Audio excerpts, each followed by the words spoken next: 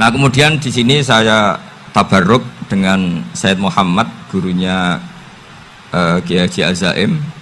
Saya mau cerita tentang amaliyah tadi. Saya sebetulnya nggak niat bacakan bab itu, gara-gara ada khataman jumlahnya banyak saya jadi pusing. Ini panitianya tanya, khatam betul apa enggak? Iya Gus, khatam betul. Tapi kayaknya saya tidak yakin itu. Karena saya ini kan dari pondok tahfidz itu. Biasanya anak khataman itu ya rodok bodoni itu. Dibaca buanter sing nyemak ya mendelok pojok tok. Mergo kebanteren. Nah, akhirnya lafat-lafat yang di tengah itu enggak di apa? Baca. Tapi ya semoga dimaafkan Allah lah. Yang jelas itu enggak. Tapi saya mau cerita ya. Jadi cara berpikir Said Muhammad ini nanti juga saya teruskan di Ma'had Ali. Ini saya baca ya. Di antara yang diyakini madhab Malikiyah, ini saya baca saja teksnya. Jadi ada riwayat namanya, kalau Said Muhammad bahasakan itu Ataqoh Somadiyah. Kalau di Indonesia kadang orang bilang Al-Ataqoh Al-Kubro, yaitu dengan membaca surat Ikhlas. Di sini jumlahnya hanya 100 kali, Kila 1000 kali. Tadi berapa semua? 700 juta. Ini sudah susuk banyak ini. Di sini hanya 40, riwayat lagi 100, 1000. Terus sampean tadi berapa? 800 juta. Wah ini sudah susuk ini. Itu anak cucu sampean pasti masuk surga itu kalau gitu. Ini saya baca, ini kitabnya Said Muhammad ini. Suratul Ikhlasi wal Itqu minan nar. Akhrajat Tabrani fil Kabir an Fairuz ad-Dailami wa ibnu Ukhtin Najasi. Waqad khadaman Nabiyya sallallahu alaihi wasallam. Orang ini jadi khadimnya Nabi. Qala Rasulullah sallallahu alaihi wasallam, "Man qara'a qul huwallahu ahad mi'ata marratin fi shalat ghairiha kataballahu lahu bara'atan minan nar." Ini hanya berapa ini? Mi'ata marrah. Berarti kalau satu orang itu cukup 100. Tadi sudah untuk 7 turunan tadi, untuk orang berapa? 800 juta. Ya, untuk 7 turunan cukup ya? Cukup. Untuk 7 turunan gitu. Ya, sudah susuk ini, sudah susuk ini. Aduh, ribet ini. Nah ini tak cari pembenarannya, ini supaya keren. Ini di halaman 188 Abwabul Farad. Warwa Ibrahim bin Muhammad al-Khiyari fi fawaitihi an Khudzaifah marfu'an. Man qara'a qul huwallahu ahad alfa marratin faqad ishtara nafsahu minallah. Berarti 100, ada riwayat lagi 1000. Nanti tak carikan lagi yang berapa? 1 miliar mungkin. Jangan dengar banyak-banyak. Nah ini saya baca ya. Wa hadzal adatu huwa al-ma'rufu bi ataqatis somadiyah. Wa qad nassa jama'atun mutaakhiril malikiyah ala istihbabi ataqatis somadiyah. Wa haddu ala qiraatiha wa istimaliha. Minhum Asy-Syaikh Abdus Salam Al-Asmar sak terusé ini. Jadi kullu haula'i istahabbu ataqatas somadiyah ma'atirafi ba'dihim kal misnawi bisiddati fi hadisiha. I'timadan ala anna hadza minal fadha'il allati yutasahalu fiha. Faman sa'a yasta'milaha roja'a khusula ma fiha fala ba'sa bidzalik ala syarti alla ya'taqida thubuta dzalika anin nabi sallallahu alaihi wasallam hatta la yaqa fil kitsbi alaihi. Jadi intinya itu silahkan Anda bikin jumlah sesuai versi Anda, yang penting Anda jangan kampanye kalau itu perintah Kanjeng Nabi Muhammad sallallahu alaihi wasallam. Karena kalau kamu atasnamakan Nabi kemudian jumlahnya sampai 800 berapa? 800 juta, berarti Nabi mengajarkan masyakoh pada umatnya. Jadi cukup yang riwayat itu di sini hanya 100 sama 1000. Jadi kalau jumlah tadi untuk 7 apa? Turunan. Jadi kamu harus ditutup dengan doa, ya Allah, semua itu bukan untuk saya tapi untuk 7 turunan. Tolong catat ya Allah. Karena itu. Jadi artinya gini loh ya, orang Indonesia yang sering mempraktekkan ataqoh somadiyah itu bukan tanpa dalil. Ternyata dalam madzhab Maliki, saya masih ingat ketika mbah saya kandung, bapaknya bapak, asmane Mbah Nur Syam, itu wasiatnya minta dibacakan 4000. Yang baca pas itu ya bapak sama anak-anaknya. Dan kemudian alhamdulillah zaman akhir itu mulai agak ngawur. Kalau ada acara itu wong liya kon maca anake mlebu metu gak melok maca. Itu keliru, saya jamin itu keliru. Saya sering kalau mimpin di rumah, kalau yasinan di tonggo-tonggo kok anaknya gak maca, saya keluar. Bapakmu wong liya kok kon maca, kata saya gitu. Jadi itu menurut saya itu yang jelas. Saya sampai ngisi begini, yang ada riwayatnya itu idza mata ibnu adam min qata amaluhu ila min salasin shadaqatin jariyah au ilmin yuntafa'u bi aw waladin sholihin yatullah. Itu tidak ada di hadis au kiyayin sholihin yatullah, kata saya. Yang ada itu awaladin apa? Sholihin. Jadi anaknya harus ikut, kalau tidak ada usaha, kata saya. Akhirnya anaknya udah tinggi Gus nggih. Akhirnya tak kei jagung paling akeh, kula mendet sithik. Wong aku ora anake kok. Kadang-kadang enggak, orang lain baca buahnya anaknya mau mlebu metu mau enggak no tamu mbek rokokan. Itu harus ditobatkan itu. Keliru itu. Karena nasnya bukan au kiyayin sholihin tapi au waladin sholihin.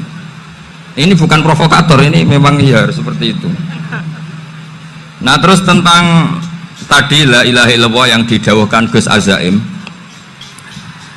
La ilaha illallah itu penting sekali, cuma saya mohon itu dielmoni lah. Jadi dulu kalimat ini menjadi spesial karena dielmoni, karena dimulai dari fa'lam annahu la ilaha illallah. Terusannya ayat tuh wastaghfir li dzambika walil mu'minina wal mu'minat. Saya ulang lagi ya. Terusannya ayat tuh wastaghfir li dzambika walil mu'minina wal mu'minat. Makanya menurut mazhab Sadili, kamu disuruh baca la ilaha illallah dulu, jangan istighfar dulu. Saya ulang lagi ya. Dalam mazhab Sadiliyah itu la ilaha illallah dulu, nggak boleh istighfar dulu. Alasannya masuk akal. Orang yang kafir 70 tahun itu sekali baca la ilaha illallah itu langsung yughfar lahum ma qad salaf. Sehingga la ilaha illallah sendiri sudah punya kekuatan supaya dosa kita diampuni. Qul lil ladzina kafaru iyantahu yughfar lahum ma qad salaf. Cara menghentikan kekafiran gimana? Dia melafadzkan la ilaha illallah. Ini kalimat yang begitu saktinya sampai orang yang kafir puluhan tahun itu dosanya semuanya terhapus hanya karena melafadzkan la ilaha illallah. Nah, makanya kata Abdul Hasan As-Sadili wastaghfir li dzambika ay bihadil kalimah.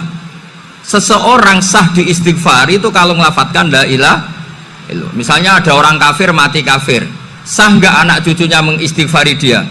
Tidak sah karena belum melafadzkan la ilaha illallah. Makanya kata Abdul Hasan As-Sadili wastaghfir li dzambika ay bihadil kalimah. Sehingga lafadz ini spesial betul. Tapi kadang-kadang beberapa mursyid cara berpikir lain. Ini kalimat thayyibah harus dibaca orang suci, sehingga mendahulukan apa? Istighfar. Untuk supaya pas ngelafadzkan kalimat thayyibah sudah dalam keadaan apa? Suci. Itu juga masuk akal. Tapi secara meyakinkan saya sendiri lebih mengikuti manhajnya Abil Hasan As-Sadili karena alasannya tadi, yang kafir puluhan tahun saja langsung luntur dosanya karena melafadzkan la ilaha illallah. Artinya la ilaha illallah sendiri sudah bagian dari istighfar. Nah, ya tadi buktinya fa'lam annahu la ilaha illallah terus wastaghfir li dzambika walil mu'minina. Jadi orang sah diistighfari itu setelah dipastikan sah tauhidnya. Jadi setelah tauhidnya sah yaitu la ilaha illallah baru sah apa? Diistighfari. Sehingga orang kafir, saya ulang lagi, orang kafir yang mati kafir anak cucunya tidak boleh apa? Tidak boleh menistighfar.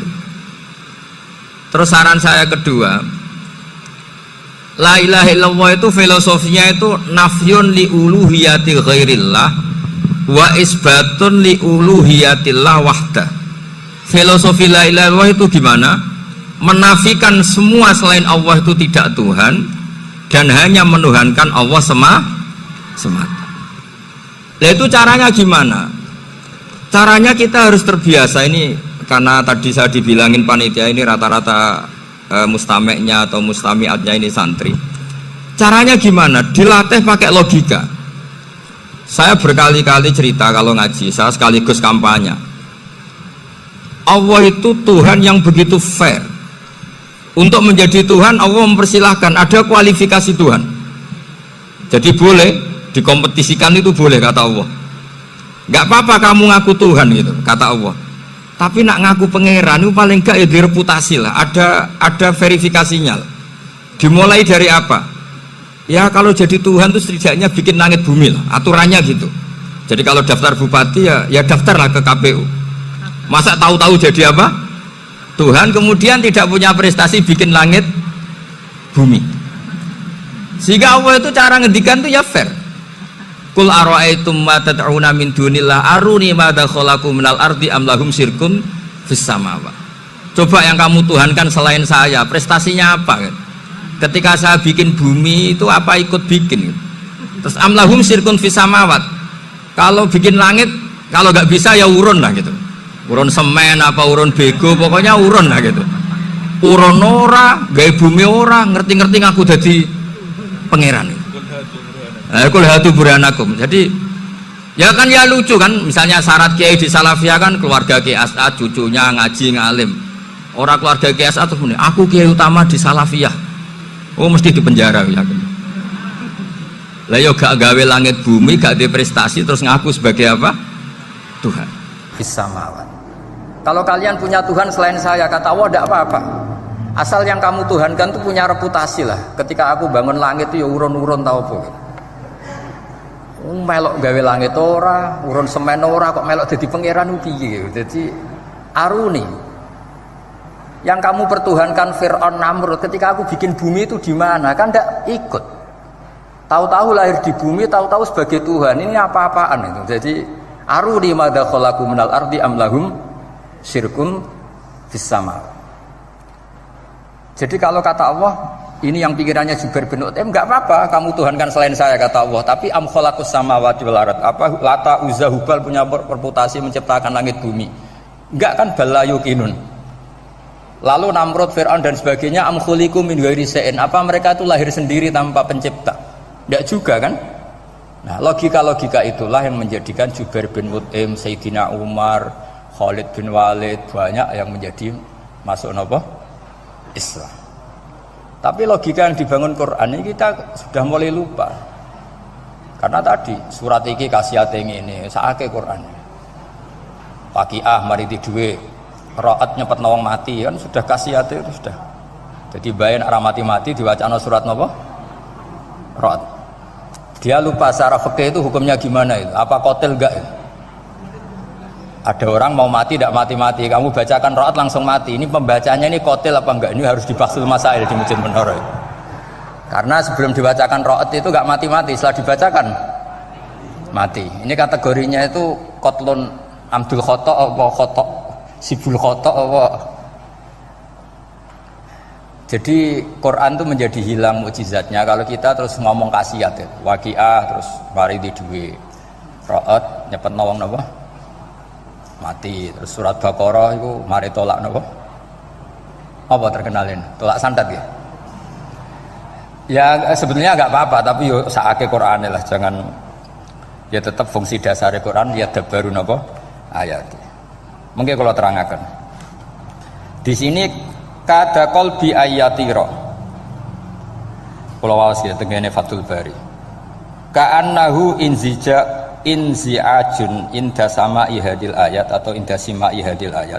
Kalau maca dua kali karena kalau sampean di guru sing macane simak. Guruku maca simak Gus Bak sama tak waca ping pindho inda sama'i hadil ayat untuk inda sima'i hadil ayat. Li fahmihi ma'naha wa ma'rifatihi bima tadammanathu. Fa fahima al-hujjata fastadrakaha billati fi tabih. Wa dzalika min qawlihi am khuliqu min ghairi syai'in. Terus sampai am khuliqu al makna am khuliqu min ghairi khaliqin. Wa dzalika la yajuzu. Terus li anna ma la wujuda lahu kaifa yakhluq. Wa idza batalal wajhani qamatil hujjatu alaihim bi anna lahum khaliqan.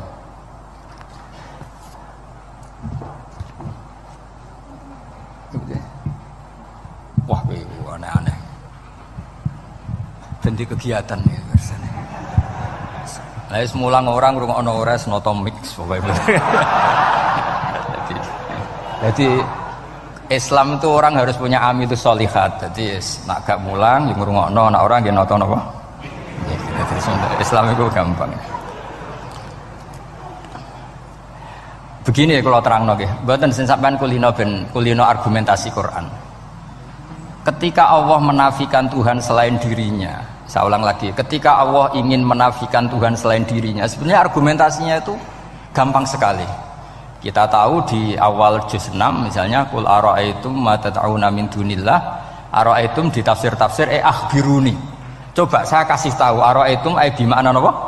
Akhbiruni. Coba kasih tahu saya. Kalau mereka itu Tuhan apa reputasinya? Aruni, tunjukkan ke saya. Madza khalaqu minal ardi. Ketika aku menciptakan bumi itu mereka urun apa? Fir'aun lahir di bumi, Namrud di bumi, Nabi Isa di bumi. Semua yang kamu tuhankan lahir di bumi. Lalu ketika bumi diciptakan kontribusi mereka itu apa? Mbok kalau yang merasa jadi Tuhan tuh mbok yo gawe lah urun gitu. Gampangane iku yo wong iku ana kualifikasine. Nek dadi kiai iku yo tau mutolaah. Tahu ngaji bafail macam-macam lah soalnya. Nak dadi wong sugih iku syaratnya ya diwarisan atau pekerja keras. Kan kabeh ono syarat. Mosok dadi pangeran tanpa kualifikasi. Dadi presiden yang menang di pemilu ini. Ini jadi Tuhan kok tidak punya reputasi aruni madza khalaqu minal ardi am lahum syirkun bis samawat. Kok jadi Tuhannya bumi ya reputasinya menciptakan bumi. Lah Jubair bin Mut'im itu orang kafir, saya ulang lagi orang kafir. Terus Allah membombardir dengan argumentasi am khalaqus samawati wal ard. Yang kamu tuhankan apa menciptakan langit bumi? Am khuliqu min ghairi syai'in, apa yang kamu tuhankan itu wujud begitu saja tanpa pencipta. Wos pokoknya dibombardir gitu. Sampai beliau tidak kuat akhirnya matur Rasulullah asyhadu alla ilaha illallah wa annaka rasulullah. Jadi dulu itu mukjizatnya Quran itu orang kafir saja tahu. Saking dahsyatnya, logika yang dibangun itu saking dahsyatnya. Dan itu murni argumentasi ilmiah, bukan jimat, mboten. Terus diwaca sakmene ambek poso, iku mboten enten ngoten riyen. Ya pokoknya memang ilmiah. Saya punya sekian contoh. Sampean boleh nggak percaya, tapi kebangetan ora percaya. Dulu di antara sifatnya Rasulullah, saya sering ya kadang-kadang ya kepengen emosi lah, wong dikandani pangeran kok angel ra karuan. Tapi dulu para nabi itu disifati Allah qad ja'atkum bayyinatum mir rabbikum. Orang-orang kafir dulu disalahkan Allah karena sudah ada bayinah. Bayinah itu kebenaran yang ketok welo-welo, begitu jelas. Sehingga Allah ketika mensifati kekasihnya yaitu Rasulullah SAW, itu status yang ditonjolkan Allah itu apa? Lam yakunil ladzina kafaru min ahlil kitab wal musyrikin munfakina hatta ta'tiyahumul bayinah. Itu siapa? Rasulun minallah yatslu suhufam mutahharah. Orang kafir yang ngotot terhadap kekafirannya, baik ahli kitab maupun orang musyrik, itu tidak akan tercerabut dari akar kekafiran sehingga datanglah bayinah. Bayinah itu kejelasan yang benar welo-welo. Siapa itu? Rasulun minallah yatslu suhufam. Nah, benar welo-welo itu karena argumentasinya dibenturkan. Saya ulang lagi, dibenturkan. Saya beri sekian contoh argumentasi yang dibenturkan. Saya berkali-kali cerita kalau ngaji. Lama sekali, ya saya ulang lagi, lama sekali cara berpikir orang kafir, entah kafir Cina, entah kafir Quraisy itu sama. Di mana-mana Tuhan itu penyelesai problem. Pikiran mereka, kalau problem itu banyak ya Tuhannya harus banyak. Makanya ada dewa petir, dewa dewi keberuntungan, macam-macam. Di orang kafir jahiliyah juga sama. Ini Tuhan spesialis hujan, ini Tuhan apa, sesuai fungsinya. Sehingga ketika Rasulullah itu datang membawa konsep satu Tuhan, mereka protes. Disebut aja'alal alihata ilahau wahida inna hadza la syai'un ujab. Masa Tuhan satu, padahal problem kita ini banyak. Inna hadza la syai'un ujab, ini aneh. Tapi Nabi secara telaten adu argumentasi.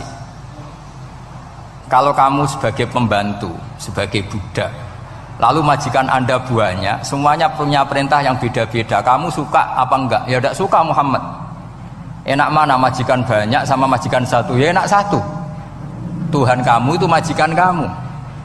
Kalau Tuhan kamu majikan kamu, kalau Tuhannya banyak, perintahnya beda-beda, habis kamu. Ya sudah, amat Tuhannya satu saja. Itu namanya bayinah. Bayinah itu argumentasi yang enggak terbantahkan.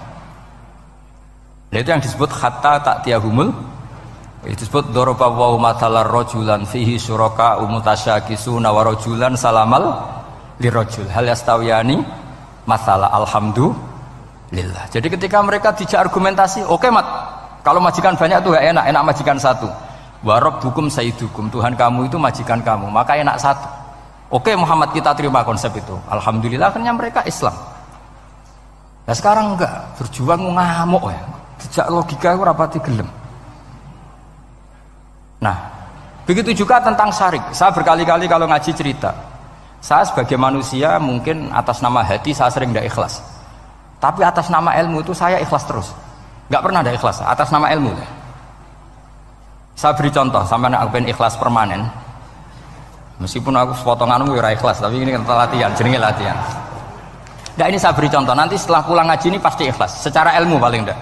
Ya saya ulang lagi secara, nah hati itu roh hati banyak kepentingan lah jenenge hati. Lama sekali kita ikhlas mengatakan ini putih, ya kan? Kertas ini putih apa hitam? Putih. Kamu ikhlas enggak? Ikhlas kan? Enggak ada yang bayar kan? Kamu mengatakan putih kan enggak tak bayar. Terus peci saya ini orang pasti sepakat ini hitam. Dan lama sekali orang mengatakan ini hitam tanpa ada yang gaji. Nah kenapa kita ikhlas? Karena memang faktanya ini putih sehingga kita katakan putih. Peci hitam faktanya juga hitam sehingga kita katakan. Pertanyaannya kenapa ketika Allah kamu katakan Tuhan kamu udah ikhlas? Padahal kamu mengatakan ini putih-putih gak ada yang gaji juga mau. Alasannya apa? Karena ini fakta. Gitu. Sekarang Allah Tuhan itu fakta apa enggak? Fakta. Loh kenapa untuk mengatakan Allah Tuhan kamu nunggu opah? Lha iku ngawur ta ora cara ilmu? Mboten ngawur mboten. Ngawur kan? Harusnya kalau mengatakan fakta itu yang ikhlas. Putih kita katakan putih, hitam kita katakan hitam, meskipun enggak ada yang bayar. Nah itu ilmu. Maka kalau kita dengan ilmu nyembah Allah mesti ikhlas. Ya Allah memang kau Tuhan ya tak sembah. Atas nama ilmu loh saya ulang lagi, atas nama. Tapi kalau atas nama hati, Gusti nggih nyembah lah Gusti nyuwun opah lah kula niku kan. Maksudnya ku yo piye no, dadi ribet. Makanya di bab fakta itu Allah ngendikan waman azlamu mimman abadani li jannatin aw narin. Laulam akhluq jannatan wala naron alam akun ahlan al-utoa. Siapa yang lebih zalim ketimbang orang yang menyembah saya yang karena takut surga atau ingin masuk surga atau takut neraka. Andaikan saya sebagai Tuhan tidak menciptakan surga atau neraka, apa terus saya tidak dituhankan? Umpama pangeran raga swarga neraka tetap pangeran tora. Tetap pangeran kan? Jadi ilmu itu beda dengan rasa. Ilmu itu pasti objektif. Nah, dulu saya ulang lagi, orang kafir itu dijak begitu itu mau. Sehingga ketika mereka Islam hari pertama saat itu juga langsung ikhlas karena logikanya permanen. Saya beri contoh ya. Orang kafir itu kan pernah nganggap fungsi Lata, Uzza, Hubal, Manat itu setingkat sama Allah. Padahal mereka oleh mereka dianggap syarik, dianggap setara, dianggap mitra, dianggap sederajat dengan Allah. Sehingga mereka diceritakan Allah balhum qaumu ya'dilun. Mereka komunitas kaum yang menyamakan selain Allah dengan Allah. Padahal gak mungkin kan, selain Allah setara dengan Allah kan gak mungkin. Iku dulu lan nerangno kangelane sak boleh. Cara gurune kuwi. Iki gurune Kanjeng Nabi Muhammad sallallahu alaihi wasallam. Iku nerangkan sekali itu orang kafir paham semua dan semuanya masuk Islam. Itu hebatnya bayinah hatta ta'tiyahumul bayin. Nabi cara nerangkan diajari Allah begini. Misalnya saya kerja keras, kemudian beli Innova. Ya, atau adol warisan beli Innova. Kemungkinannya kan kerja keras atau warisan. Utawa ngerayu mertua kelar tuku Innova, kemungkinan itu. Sing rodok dake itu jalur pintas ngerayu mertua. Lewat bojone maksudnya. Semacam-macam lah. Apapun itu ciri khas pemilik itu nggak ingin orang lain itu setara dengan dia. Kue kerja keras nabung puluhan tahun beli Innova, kemudian teman kamu udah ikut beli, cara menguasai Innova itu sama dengan kamu. Nak nyiler atau pamit atau bensini, sok enak ide. Kue mangkel gak kira-kira? Kamu punya rumah, sono wong mlebu slonang-slonong kayak pemilik, kamu mangkel tak? Mangkel. Nah, Allah cara membuat tamsil itu ya begitu. halakum mimma malakat aymanukum min syuraka'a fi ma razaqnakum fa antum fihi sawa takhafunahum ka khifatikum anfusakum. Coba kalau kamu punya barang, kata Allah, kamu punya barang, punya sesuatu dan itu milik kamu karena kamu yang beli. Kemudian ada orang lain yang cara memilikinya sama dengan kamu, mau enggak kamu seperti itu? Ya tidak mau Muhammad, ini milik saya, kok ada orang lain yang merasa setara dengan saya, tidak mau saya. Kalau orang lain mau pinjam ya harus ngemis-ngemis lah, harus dodok-dodok. Ya seperti itu Allah itu bumi itu yang menciptakan Allah sendiri. Kemudian kamu menyertakan orang yang tidak ikut menciptakan setara dengan Allah, ini apa-apaan? Oke Mat, kalau gitu Allah la syarikalah. Jadi itu tamsil apa? Saya ulang lagi ya, kalau kamu beli Innova, mau nggak ada orang lain yang cara menguasai Innova itu setara dengan kamu? Mau nggak? Nggak mau kan? Bahkan istri saja nak nganggo kudu pamit. Nak lagi neng-nengan, arawan-nengan ya oleh. Tapi apapun itu kan tetap saja harus pamit, harus prosedur. Namanya ndak ikut punya. Nah itu kemampuan ini yang mulai hilang di umat Rasulullah. Jadi Nabi itu punya fatona. Fatona itu kecerdasan untuk memberi penjelasan. Disebut orang kafir itu tidak akan infikak, tercerabut dari cara berpikir mereka, munfakin hatta ta'tiyahumul labayina. Itu siapa? Rasulun minallah yatlu suhufam mutahhar. Jadi Nabi itu kalau memberi penjelasan itu gampang sekali, baik itu penjelasan akidah maupun penjelasan fikih. Dulu di Medina itu abkhosun nasi kailan, orang Madinah itu orang paling curang kalau dagang dulu sebelum Rasulullah datang. Sehingga misalnya mau beli pelem itu mangga itu, pentil ya dihitung pelem. Jadi busron itu kurma pentil ya dihitung kurma. Misalnya kulaan pari hijau ijo wis dituku, padahal urung jelas dadi padi. Lah nanti kalau kena badai angin ya sudah, apa itu uang itu nggak kembali. Ketika Rasulullah datang, Nabi mau tanya, "Cung kowe tuku apa?" Tumbas pelem. Sekarang satu pohon pelem dituku 2 juta, itu rego pelem ta rego pentil? Mbak sampean jawab ya. Pentil kan gak ono regane, sakmene gitu. Ndak ketika dibayar 2 juta itu rego pentil apa rego pelem? Pentil lho mboten. Ketika pentil sakmene dituku 2 juta satu pohon itu rego pelem ta rego pentil? Pelem kan? Sekarang faktanya pentil apa pelem? Pentil. Makanya Nabi terus tanya, "Qul ara'aitum in mana Allahu as-samrah fabima yastakhilu ahadukum mala akhi."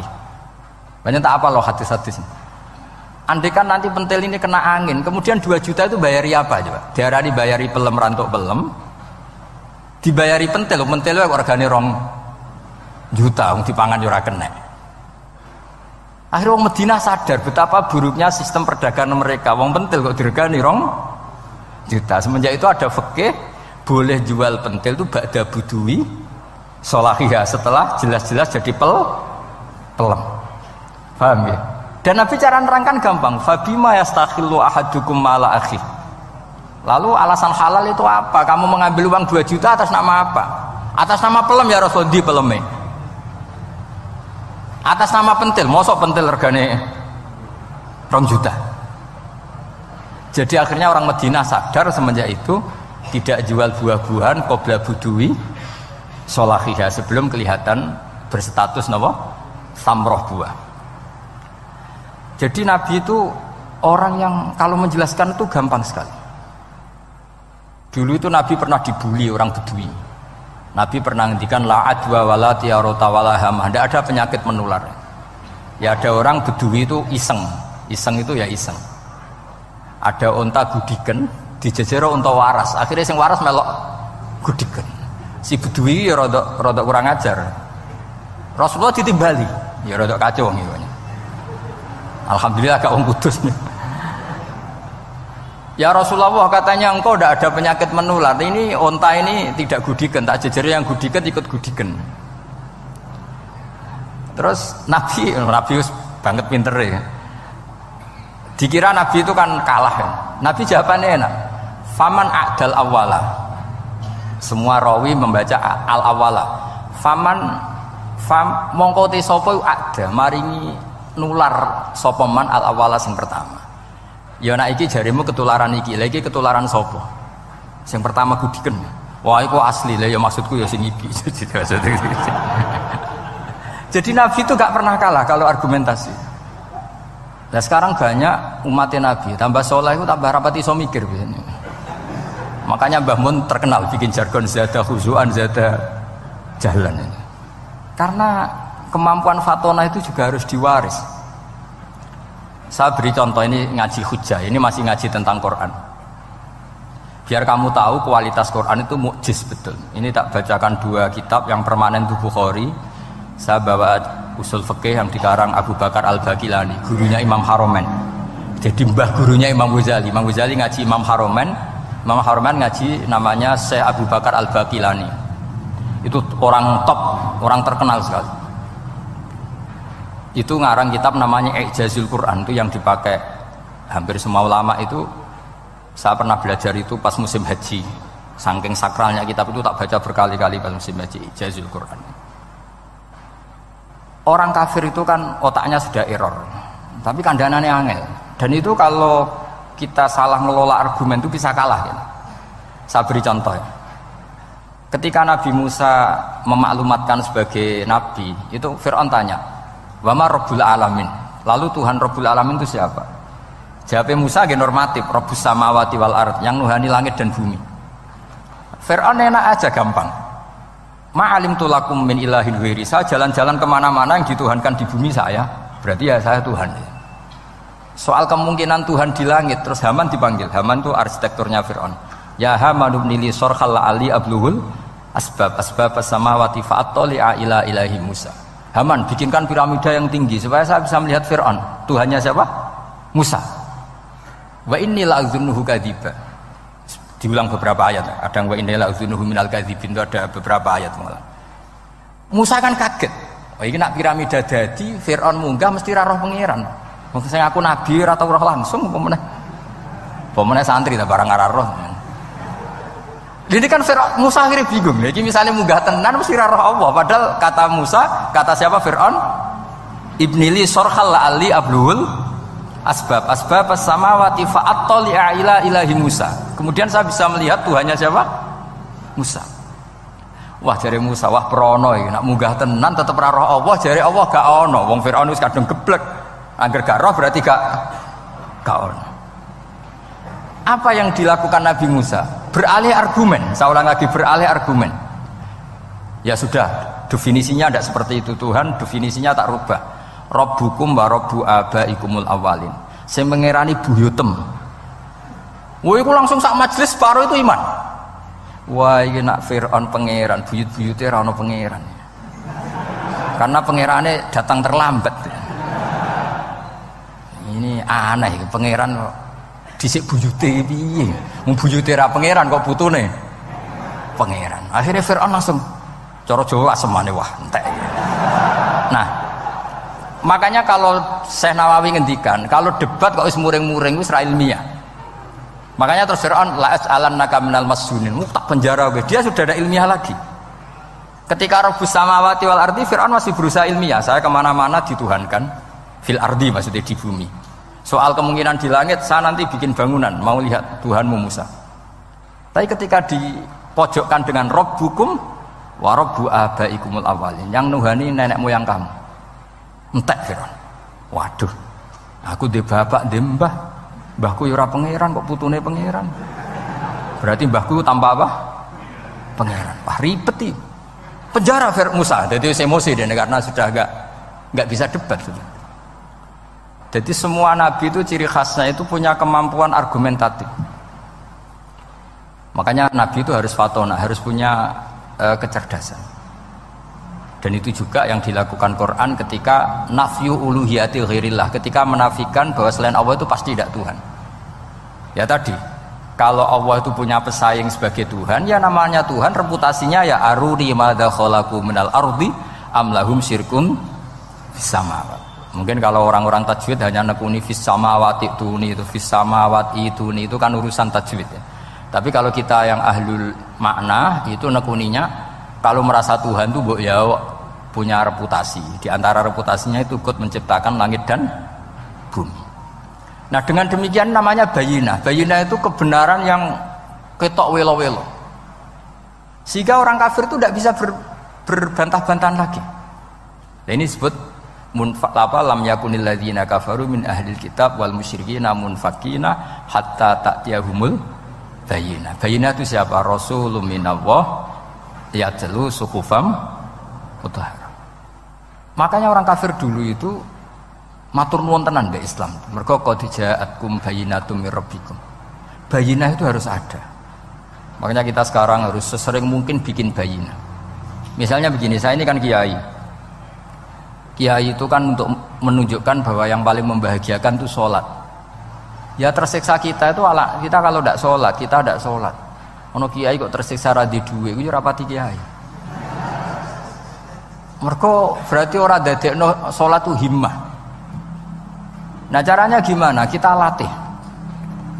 Kita latih, misalnya begini tak, sampean tak latih. Nak sampean ora paham berarti ra kiai. Kudu paham. Nak paham berarti wis kiai. Suatu saat nanti kita di mahsyar itu kan perilaku kita disuting Allah, direkam. Video kamu itu direkam. Pas direkam kowe muni duit untuk duit girang, untuk bojo girang, untuk yang duniawi itu girang. Bareng bar salat biasa-biasa wae. Terus kita takoki pangeran. Jongke bar salat biasa wae, bareng untuk duit kok girang. Penting di duit mbek salat. Mau sini-sini wong, misalnya ketemu pangeran ngoten kan di sini-sini wong. Beda dengan Rasulullah. Rasulullah itu anggar radi sumpek nonton mloko ngator ngidul ngaron ngidul sampai ngendikan arifna ya Bilal, tolong saya kasih istirahat ya Bilal.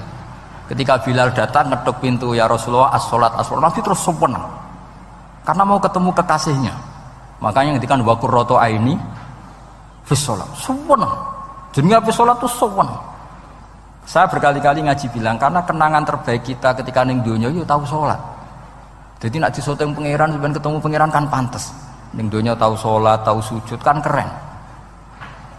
Nah, hal-hal seperti ini tuh harus dijelaskan. Sayyid Zainal Abidin itu nak sholat itu aslinya mau kepen 2 rakaat, sholat sunat mau kepen 2 rakaat. Tapi setelah sholat itu dia merasa ya Allah, matur nuwun jenengan kasih rezeki sholat, sehingga terus sholat lagi sebagai syukur diberi sholat 2 rakaat. Saking syukurnya sholat lagi itu nggak tahu akhirnya setiap hari itu 1000 rakaat. Dan itu dilakukan dengan keasikan yang luar biasa. Karena terus isin, aku jagungan mbek konco sak jame betah, jagungan mbek apa 8 menit entuk 20 rakaat itu isin nah. Itu ya duwe isin maksudnya ya. Iki cerita wong duwe isin, nek sing mboten nggih monggo lah wong niki pilihan, iki cerita mawon. Sampeyan aja takok, lha Gus iso nglakoni itu ora, gak sopan takok kiai, paham. Itu cerita mawon. Tapi saya bisa bayangkan perasaannya orang-orang soleh. Wong nak duwe isin itu jagungan mbek kanca wae asik. Padahal kanca iki ra jelas prospeke, cara dunya ora jelas, akhirate ora jelas. Lho iki jagungan mbek Allah kok kesusu, ini makhluk model apa kan? Hamba model apa? Lho Kanjeng Nabi itu sampeyan tak critani. Garwa paling disenengi Sayyidah Aisyah. Wayu perawan. Siddiqah gelare. Lha niku Sayyidah Aisyah saking kepingine dikumpuli Nabi niku nak Nabi salat malam niku turu ning ngarepe. Ya turu ning ngarep. Nabi ku mboten gaya kok sampeyan dinggon salat khusus mboten nggih salate nggih tenggene ngen sarine. Masane kan kada kaji-kaji sugih ana ruang salat. Ana sajadahe, ana tasbih komedi. Gaya tok. Kalau bolak-balik dolan wong sugih-sugih. Monggo kok sing nggon pesolatan. Wah iso ambu malaikat blas gak ono yakin. Gaya tok. Aku elek-elek yo gawa Quran mampu lah, ono malaikat ora mampu. Potongane wis 11. Nabi ku mboten nggih sederhana sing didamel qiyamul lail nggih sing teng kamare Sayyidah Aisyah niku. Niku Sayyidah Aisyah ku jarak tulu Malang. Lha niku yo ora dibeda mek Nabi nek pun kepengin salat nggih salat mawon. Nak pas qiyam niku pas berdiri Sayyidah Aisyah ndelojor. Jebule salate diterusno, pas Nabi badhe sujud, akhirnya kakinya ditekuk. Ngekeki ruang Nabi sujud. Akhirnya kenangannya Sayyidah Aisyah, akhirnya Nabi bilang ke saya, dari ini ata'abbadu li Rabbi, aku keizin Aku tak asik mbek pangeran. Fatarabtu hawa yali hawahu. Gelem ra gelem aku ngalahno kepenginku dikumpuli Nabi mergo demi senenge Nabi mbek pangeran. Iso sampean niku tahajud ngenteni nenengan mbek bojo. Wong bojo elek kok ninggalo tahajud iki. Ah, amit tenan jelas. Dane ora bojone ayu malah ra tau napa? Tahajud. Wis musibah tenan iki, wis musibah. Nabi ku garwane ayu, Aisyah. Lho niku mboten pas teng Sauda, lho pas teng Aisyah. Lho niku sing nyekseni nak Kanjeng Nabi jumeneng nganti mlentoh niku Aisyah. Dia agak tau mikir kok Aisyah. Lho jajal kete bojo ayu, kok bergak tahajud. Pas rukun lho ya, nak ra rukun agak tunggale, pas rukun. Lagi agak tau mikir wong ning Sayyidah Aisyah pas rukun qiyamul lail nganti separomat qadamahu nganti melentoh. Ketika dijawab, bukankah engkau sudah dimaafkan mata qaddama min dzambika mata akhir? Jawab Nabi, afala akunu abdan syakur. Kayak apa? Karena tadi ketika Nabi sholat itu asik. Siapa yang bisa menandingi keasikan seorang hamba dengan kekasihnya, yaitu Allah Ta'ala. Dan itu yang ditiru dzurriyyah-dzurriyyahnya kayak Sayyid Ali Zainal Abidin, kan sekali sholat itu asik. Makanya ada wali ditanya, kamu masuk surga, Gusti wonten sholat boten teng swarga. Nak boten sadok boten usah jare. Nak kowe mlebu swarga seneng kan hore ora usah subuh kan. Mengane potongan aku angel mlebu swarga. Karena tadi kepen mlebu swarga ben bebas subuh, bebas Jumatan. Berarti selama ini kamu ngambut syariat itu problem, napa? Masalah ya, berarti ngambut syariat itu masalah. Ning donya haram nyabu, sebayangno ning swarga ape napa? Nyabu. Mergo ana wa khamril ladzatil lisyaribin la fiya ghulu wa lahum anha yunsaf. Jadi orang-orang baik itu ukurannya itu, makanya saya bilang mungkin kita tidak ikhlas secara hati karena hati kita ya taqallab molak malik, tapi kita harus ikhlas secara ilmu, ya, ikhlas secara apa? Ilmu. Yaitu tadi caranya saya ulang lagi ya. Kamu mengatakan ini putih-putih kan tidak ada yang bayar kan? Paham ya? Karena ini fakta. Dan sekarang Allah jadi Tuhan itu fakta apa enggak? Fakta. Kenapa kamu mengatakan Allah Tuhan nunggu dibayar surga? Itu memalukan apa enggak? Nah, di bab ilmu kita harus ikhlas. Meskipun hati kita sebagai manusia mungkin tidak ikhlas. Ini fatwa Imam Ghazali. Jadi ilmu itu segala-galanya. Makanya disebut fa'lam annahu la ilaha illallah. Bukan fas'ur. Fas'ur itu rasakan kalau Allah itu Tuhan, enggak, tapi fa'lam. Karena kalau rasa itu kan tawakal tok, orang mergawe ora di duit. Padahal pokoknya rasa itu kadang ya umat tawakal ya, kabeh ku pangeran. Tapi kadang-kadang tawakal tok orang mergawe ya kere. Iya, ujug-ujug mending ngono. Padahal ya Islam, kadang ya tamatan madrasah ngomong ngono. Karena hati sing ngomong ngono iku hati. Lesan kan hanya terjemahan, hanya penerjem. Tapi kalau ilmu enggak, ilmu tetap sadar. Enggak bisa sesuatu tanpa melibatkan Allah Subhanahu wa ta'ala. Terus kalau suwun niki ada napa? Makalah sing kula simpen napa? Akhirnya terus Jubair bin Mut'im niku masuk Islam karena logika yang dibangun oleh surat At-Tur ya, itu tidak meninggalkan logika yang selama ini dipakai, yaitu menuhankan Lata, Uzza, Hubal dan sebagainya. Terus Allah bertanya, yang kamu tuhankan itu apa reputasinya? Am khalaqus samawati wal ard, apa pernah menciptakan langit bumi? Seterusnya dan seterusnya. Akhirnya mereka sadar yang layak jadi Tuhan itu hanya Al-Khaliq sebagai pencipta. Yang tidak pencipta tidak usah jadi Tuhan. Makanya Iqra bismi rabbikal ladzi khalaq.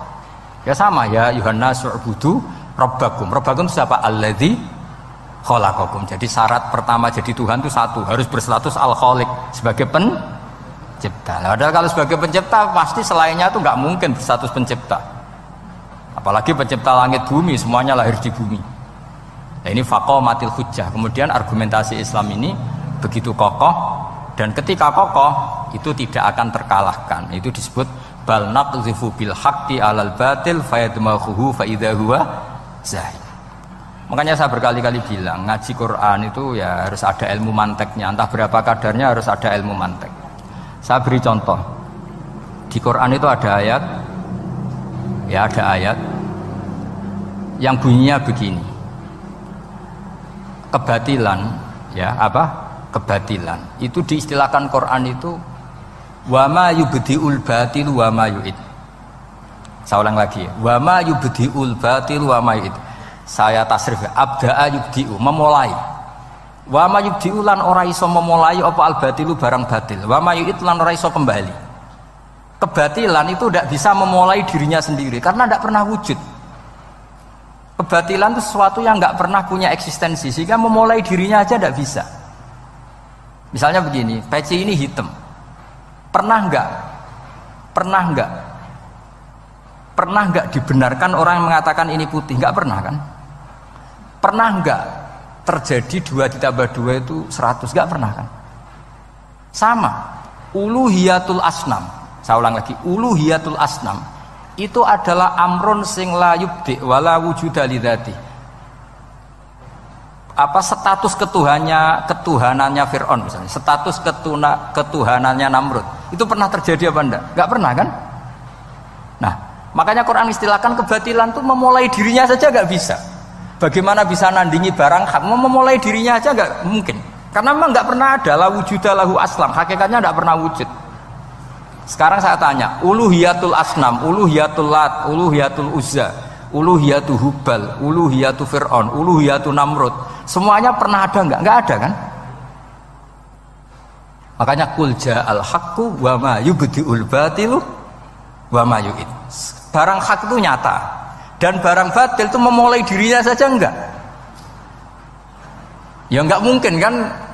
Pernah enggak Fir'aun jadi Tuhan terus dibatalkan Musa? Dari awal ya memang enggak Tuhan, cuma dia agak ngerti kalau enggak Tuhan itu saja kan. Tapi dari awal Fir'aun kan enggak pernah Tuhan.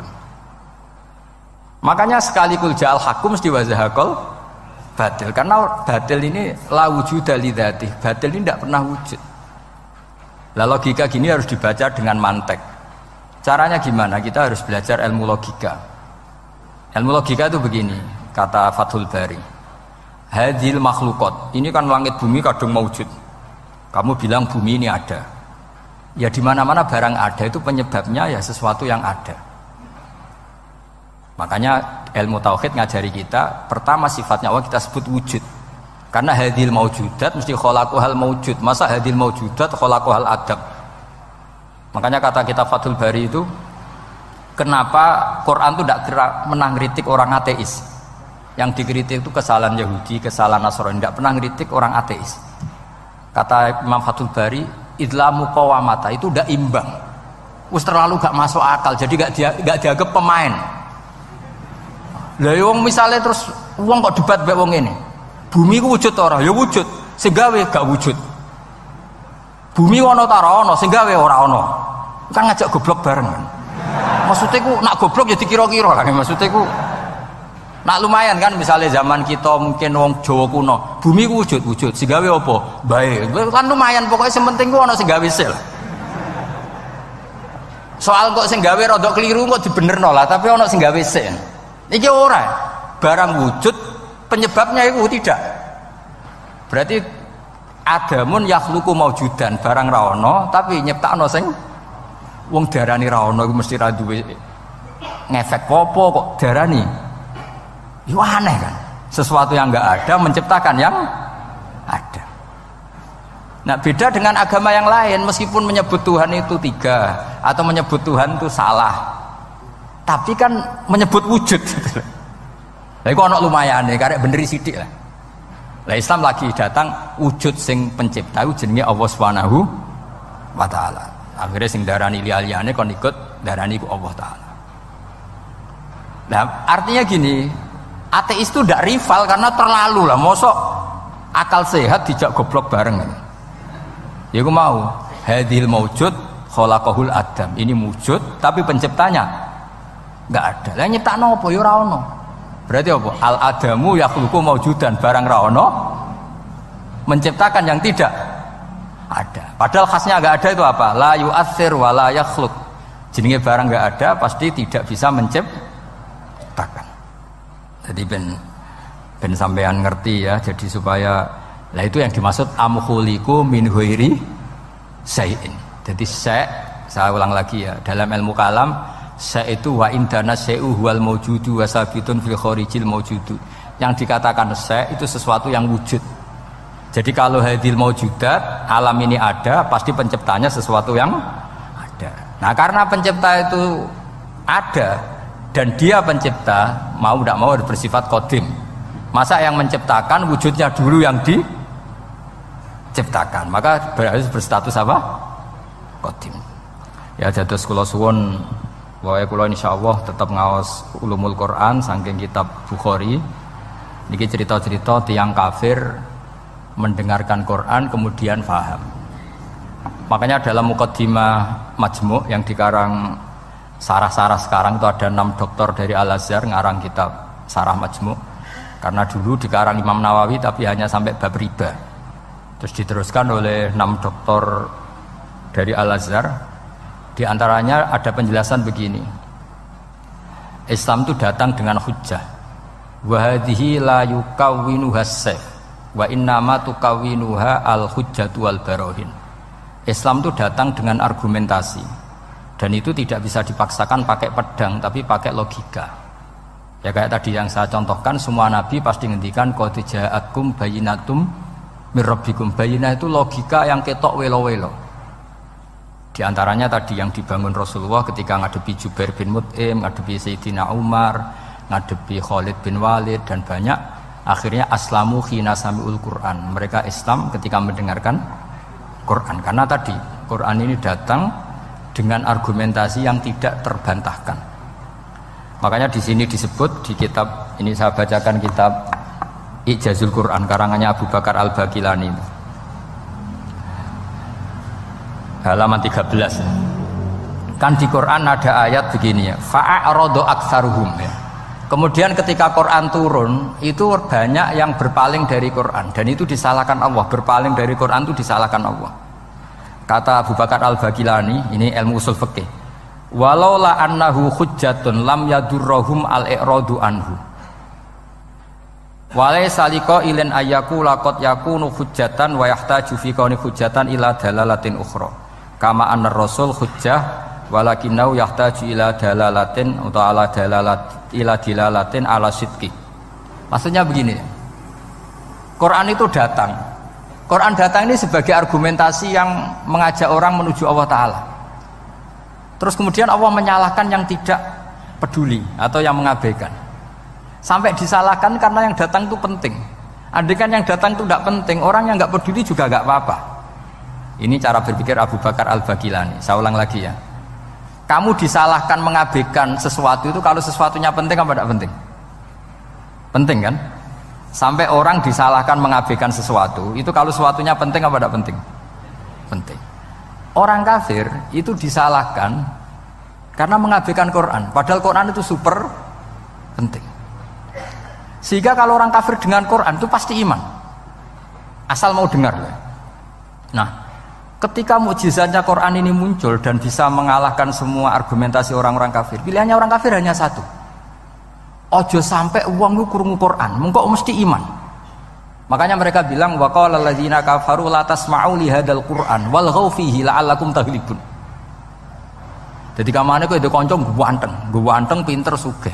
Satu-satunya cara pacaran merasa seneng ojo jak apel. Kuwi ku mesti kowe kalah. Jadi ayat itu menunjukkan betapa putus asanya orang kafir terhadap kekuatan Quran sampai mereka bilang la tasma'u li hadzal Qur'an. Pokoke penting ojo geman ngrungokno Quran. Jari Walid, mengaku sing pinter-pintere wong kafir krungu Quran mah iman. Cara ora mbok provokasi aku ya iman. Walid itu musuh besar Kanjeng Nabi, jenenge Walid bin Mughirah. Niku diken ngomentari Quran disewa, cara sakniki disewa. Mane lagi Walid itu disewa mbek wong kafir. Jeke kowe sing ahli balaghah, ahli sastra. Kowe tak sewa kon komentari Quran. Niku ora iso. Walid bin Mughirah. Bareng ngrungokno Kanjeng Nabi maos Quran Hamim niku sing Hamim sajdah. Niku komentare Walid tuh kula apal komentare Walid. Iki kalam iki luar biasa. Wa inna alaihi la halawah. Wa inna alaihi la tolawah. Wa inna a'lahu la musmirun. Wa inna asfalahu la muhdikun. Wa innahu ya'lu wa la yu'la alaih.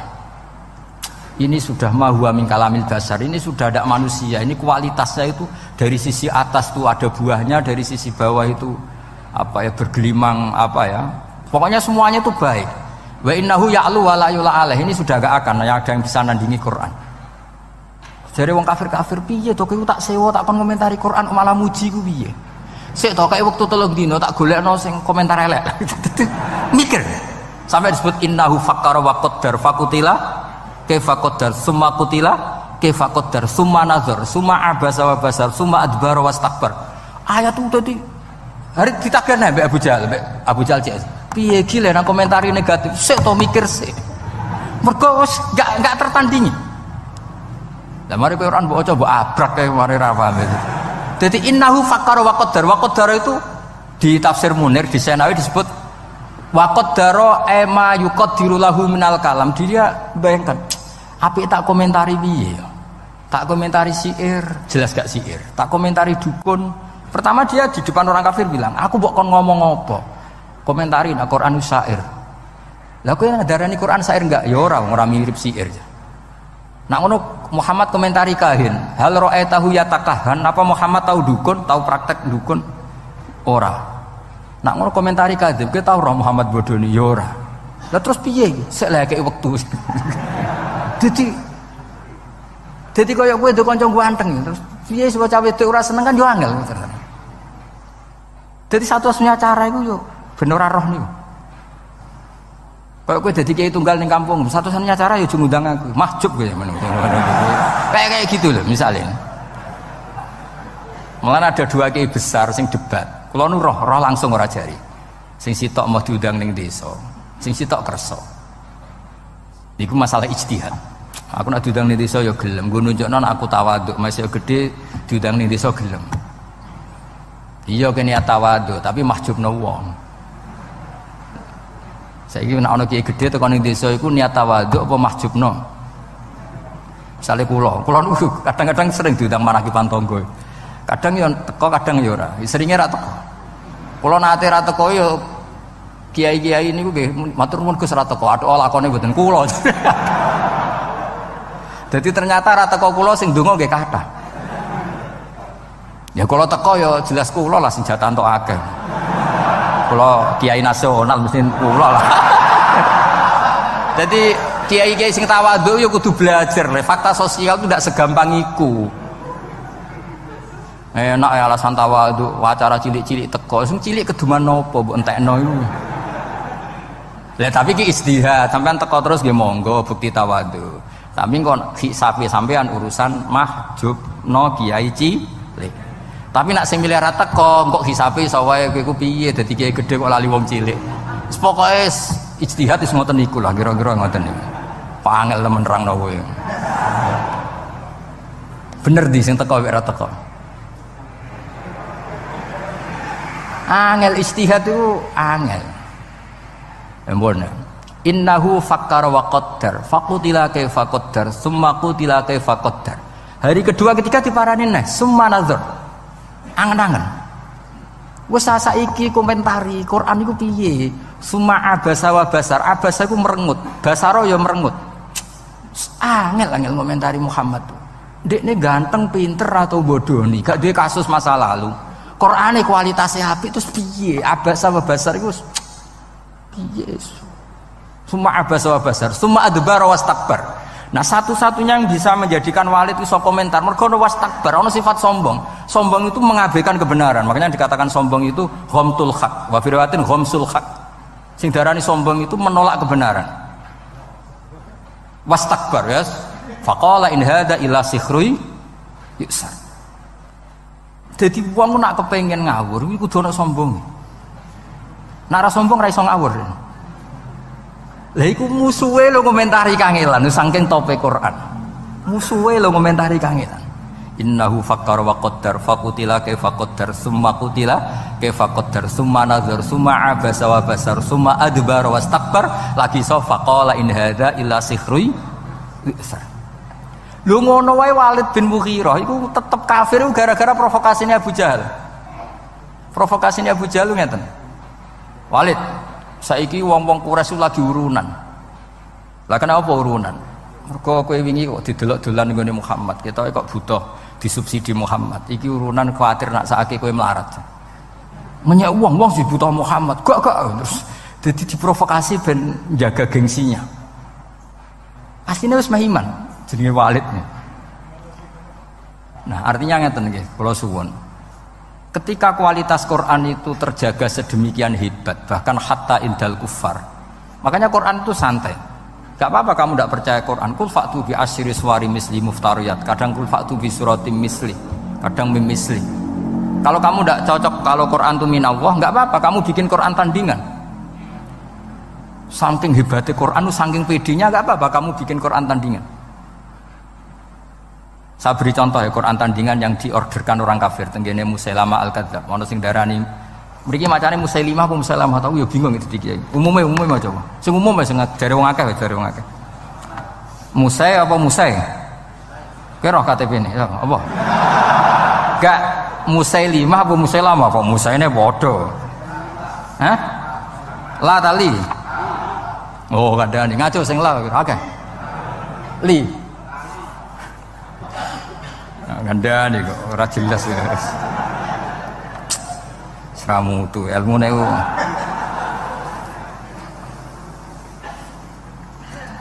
Gini bandingkan ya, ini cerita-cerita.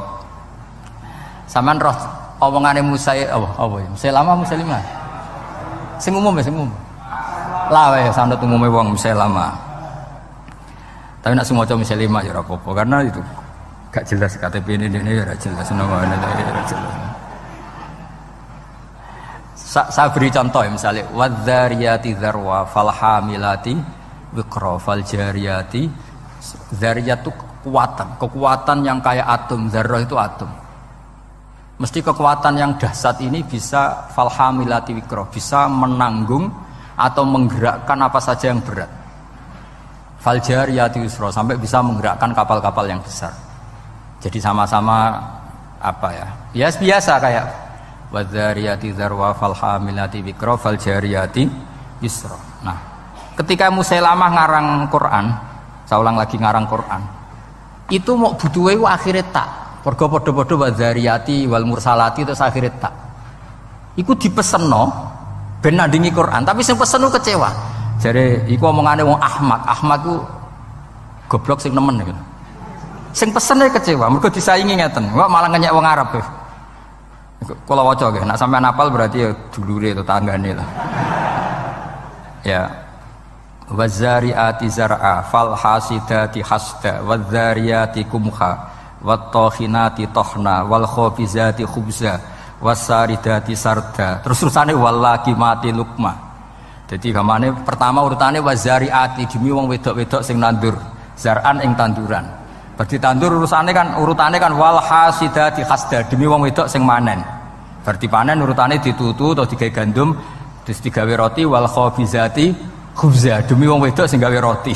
Lah barang wis dadi roti terusane wal laqimati luqma demi sing do nguntal roti. Lha sing pesen akhire lha iku apa-apa. Dadi wong butuhe padha tine lho wal mursalati wis pokoke wadariyati. Tapi terusane iku wazariati zar'a wal hasidati hasda terus wal khafizati khubza terus wal laqimati luqman. Laqimat itu sing nguntal sing mangan. Jadi bar ditandur dipanen digawe roti diuntal. Jare wengsun oh malah ngajak goblok bareng. Dadi sing pesene kecewa. Dadi gampangane iku wong nandingi Quran iku serang ora iso. Nah terus ini contoh-contoh. Fa'ama kalamu Musailamah al-Kadzdzab wa ma za'ama annahu Qur'anun fa huwa akhassu min an tushtaghala bi. Itu sesuatu yang enggak penting kamu lawan lah. Karena orang tahu kalau itu benar-benar gak mutu. Terus kata Abu Bakar Al-Bagilani, ini tak beri contoh. Wasyati wa alwaniha wa ajabuha sauda wa albanuha. Jadi demi kambing dan warnanya, dan paling mengagumkan itu kambing hitam karena susunya tetap putih. Aduh ribet. Jadi sarap lah, soalnya sarap lah. Ya wasyati wa alwani. Jadi niru itu, niru itu. sebuti wasamsi wa duhaha wal qamari terus wan nahari idza jallaha wal laili idza dekne oleh niru itu wasyati wa alwaniha wa ajabiyas sauda wa albaniha wasatis sauda supaya walhasil wedhus iku mengagumkan apa meneh sing ireng mergo susune tetep kacau. Nah ini cerita bahwa Quran itu pernah ditandingi itu yo seru tenan bisa nganti nyewa nopo nyewa pengarang nopo Quran. Terus saingannya alam taro alam taro kaifa fa'ala rabbuka bil khubla akhraja minha nasamatan tas'a min baini sifakin wa hasya. Jadi delok le wong-wong meteng. Cek hebat ya wong meteng. Gara-gara meteng lahirno nasamatan tasang kok anake do playon wis lahir. Padahal wis pokoke ora karu-karuan. Terus terus kowe diwahyoni apa Musailamah? Annallaha khalaqan nisaa afwaja wa ja'ala rijala lahunna azwaja. Kowe entuk wahyu apa Musailamah? Aku entuk wahyu annallaha khalaqan nisaa afwaja. Allah gawe wong wedok iku macem-macem. Gelombang-gelombang wajah ala rijal lahuna azwaja gawe wong lanang dadi pasangane terus fanu li jufihinna soal hasil akhirnya sing lanang mau ngleboni ilajan summa nukhrijuha idza syi'na ikhraja dadi walhasil kowe ku wajo apa gawe wong wedok iku afajan terus digawe wong lanang dadi azwajan wis dadi azwajan nglakoni ilajan ngerti to kemana nih ahli ilajan niku. Nah isono ilajan terus dadekno duwe anak ikhrojan. Paham ya? Fayuntijna lana sikholan nitajan. Soale walhasil akhirnya sing pesen iku kecewa wis ra waras iku. Jadi dulu itu bandingkan dengan alam taro kaifa fa'ala rabbuka bi ashabil fil. Ya ini terakhir kalau cerita ashabil fil. Ashabul fil itu Abraha. Sinten? Abraha niku beto pasukan gajah. Mergo piyambake damel Ka'bah tandingan terus diisingi tiyang Quraisy, piyambake gak trimo terus bersumpah mau merobohkan apa? Ka'bah. Jadi singkat cerita ngoten mawon. Ketika pasukan gajah mau datang ke Mekah, niku gajahe jenenge Mahmud niku, filnya itu namanya Mahmud itu. Niki era Sayyid Abdul Muthalib, era sinten Sayyid Abdul Muthalib bae Kanjeng Nabi. Niki cerita perbandingan alam tarone sinten? Musailamah. Betapa ndak mutunya sing ke alam tarone Musailamah. Lah mau cerita, delok le wong meteng, alam taro kaifa fa'ala rabbuka bil khubla akhraja minha nasamatan tas'a sak terusin. Nah bareng Sayyid apa jenenge Abraha dugi perbatasan Mekah. Niku ngrampas untane Abdul Muthalib. Kila jumlahnya 100. Untane Abdul Muthalib dirampas. Terus Abraha itu tiangi sopan, tiangi saya, sosialnya saya maksudnya. Tangklet, man sayyidu hadil qura. Orang sini itu ketuanya siapa? Mereka sepakat jawab Abdul Muthalib. Ini kok Abdul Muthalib itu rawuh. Ini kok wibawa banget. Sang wibawane niku Abraha itu lungguh teng dhuwur mboten wani. Kata Abraha, harusnya saya mendudukkan kamu samping saya, tapi umat saya tidak terima kalau ada orang sekursi dengan saya. Tapi saya duduk di atas gak berani. Saking wibawanya Sayyid sinten Abdul Muthalib. Ya karena ya piye-piye ada sisanya Nurul Muhammad sallallahu alaihi wasallam. Akhirnya lu teng isor bareng. Kila podo-podo ngadeg-ngadegan. Pokoknya saking. Dan niku lucu. Wah gue geger Mekah geger karena Ka'bah itu sentral mau dirobohkan siapa? Abraha. Ini Abdul Muthalib itu santai. Saya datang ke sini mau merobohkan Ka'bah. Kamu tidak usah ngelawan, pasti kalah. Saya tidak punya kepentingan lain, hanya ingin merobohkan Ka'bah. Kalau kamu tidak ngelawan ya tidak tak bunuh. Bilangin kaum kamu supaya tidak melawan saya. Baru merobohkan Ka'bah aku mulai. Mergo aku gak terima Ka'bahku diusingi wong Quraisy. Terus Abdul Muthalib lucu, tiang ini lucu ya, wajan lucunya wong soleh. Sementing ngontakku satu sih balik nasi, gak usah bakas Ka'bah ya. Wah itu Abraha kagetnya bukan main. Kuwaget. Saya ini orang yang tahu bahwa Ka'bah itu dinu kawadinu abaik. Ka'bah itu sentral agama kamu dan agama bapa kamu. Kamu tidak bicara Ka'bah malah bicara unta. Getun aku hormat kowe aja.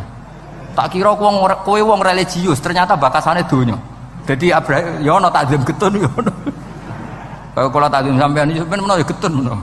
Tapi muga-muga gak. Akhirnya ini ketok alime Abdul Muthalib.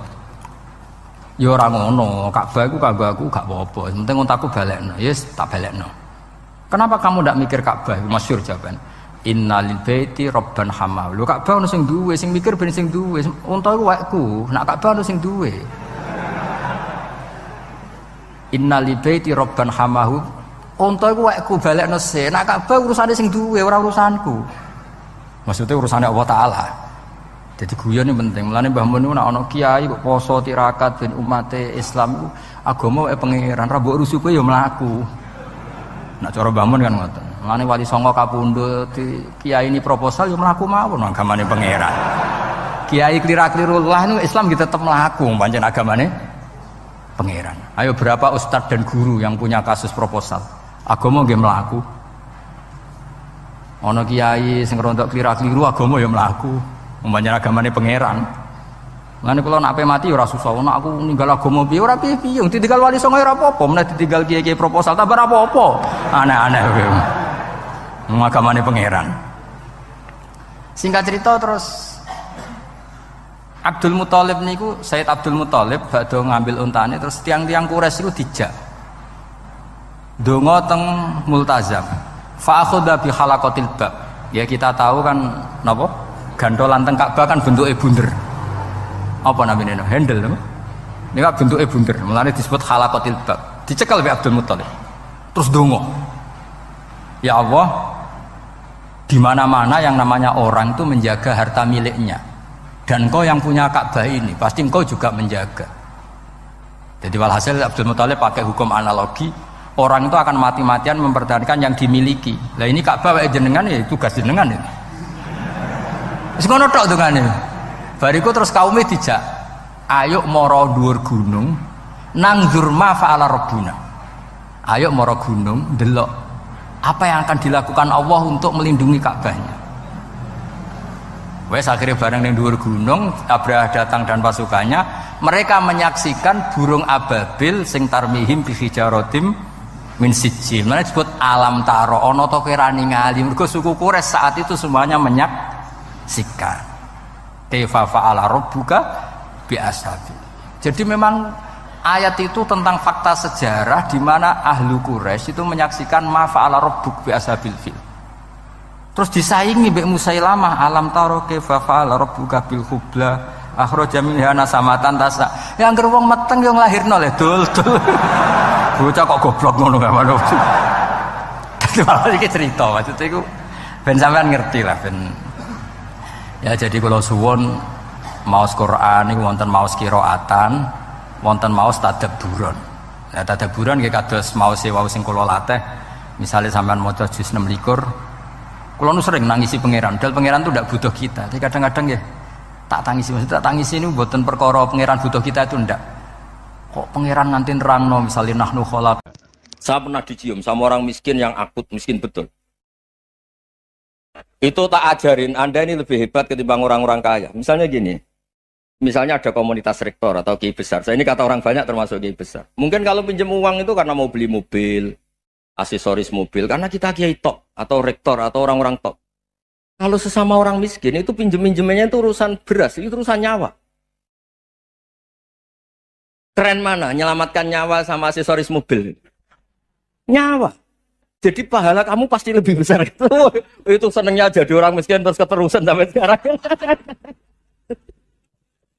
Oh itu, ya coba kalau menteri sama menteri, rektor sama rektor, kira-kira pinjamannya apa Pak Arso? Kan kalau mau beli mobil atau mau umroh VIP, pokoknya yang keren-keren. Kalau orang miskin pinjam karena apa? Makan kan? Beras kan? Makanya kalau yang sedang miskin monggo lah kalau ingin teruskan. Maksud saya Islam itu seenak itu. Islam itu segampang itu. Sudahlah yang sedang miskin ya keren. Karena sekali sosial itu urusannya apa? Nyawa. Tapi kalau miskin semua ya Indonesia bisa tutup kan. Ya sudah yang kaya-kaya itu saya mengatakan Indonesia karena bayar pajak yang menjadikan Indonesia berjalan. Tapi ya dipakai yang benar. Nah, begitu seterusnya. Ada kiai miskin cerita ke kita. Gus, enak jenengan alim, terus punya santri banyak, bisa ngajar di mana-mana. Saya bilang, hebat kamu. Dia hidup di daerah tertinggal. Itu yang diajarkan kan hanya tauhid. Kan nggak mungkin desa tertinggal baca fikih perbandingan madhab. Kan nggak mungkin. Kalau yang kayak Pak Fajar, Pak Sadali kan nggak mungkin. Fikih perbandingan apa? Madhab. Menyorot madhab dunia. Kayak engke-engke itu kan nggak mungkin. Tapi pertanyaannya, yang menyelamatkan masuk surga itu tauhid apa perbandingan madhab? Tauhid.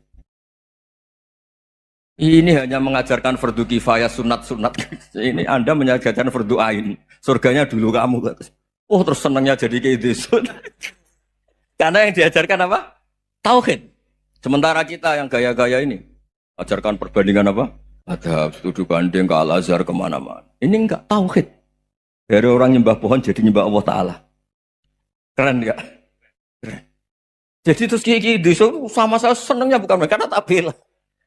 Tapi ada yang agak kurang ajar tanya saya. Kalau itu hebat kenapa Gus gak mau jadi kayak gitu? Waduh. Wah ya repot kalau pertanyaan. Terus tak jawab, kalau saya jadi kayak gitu, kamu ngangsu ilmu dari mana coba? Ya dari jenengan, ya kalau sama gobloknya ada bisa.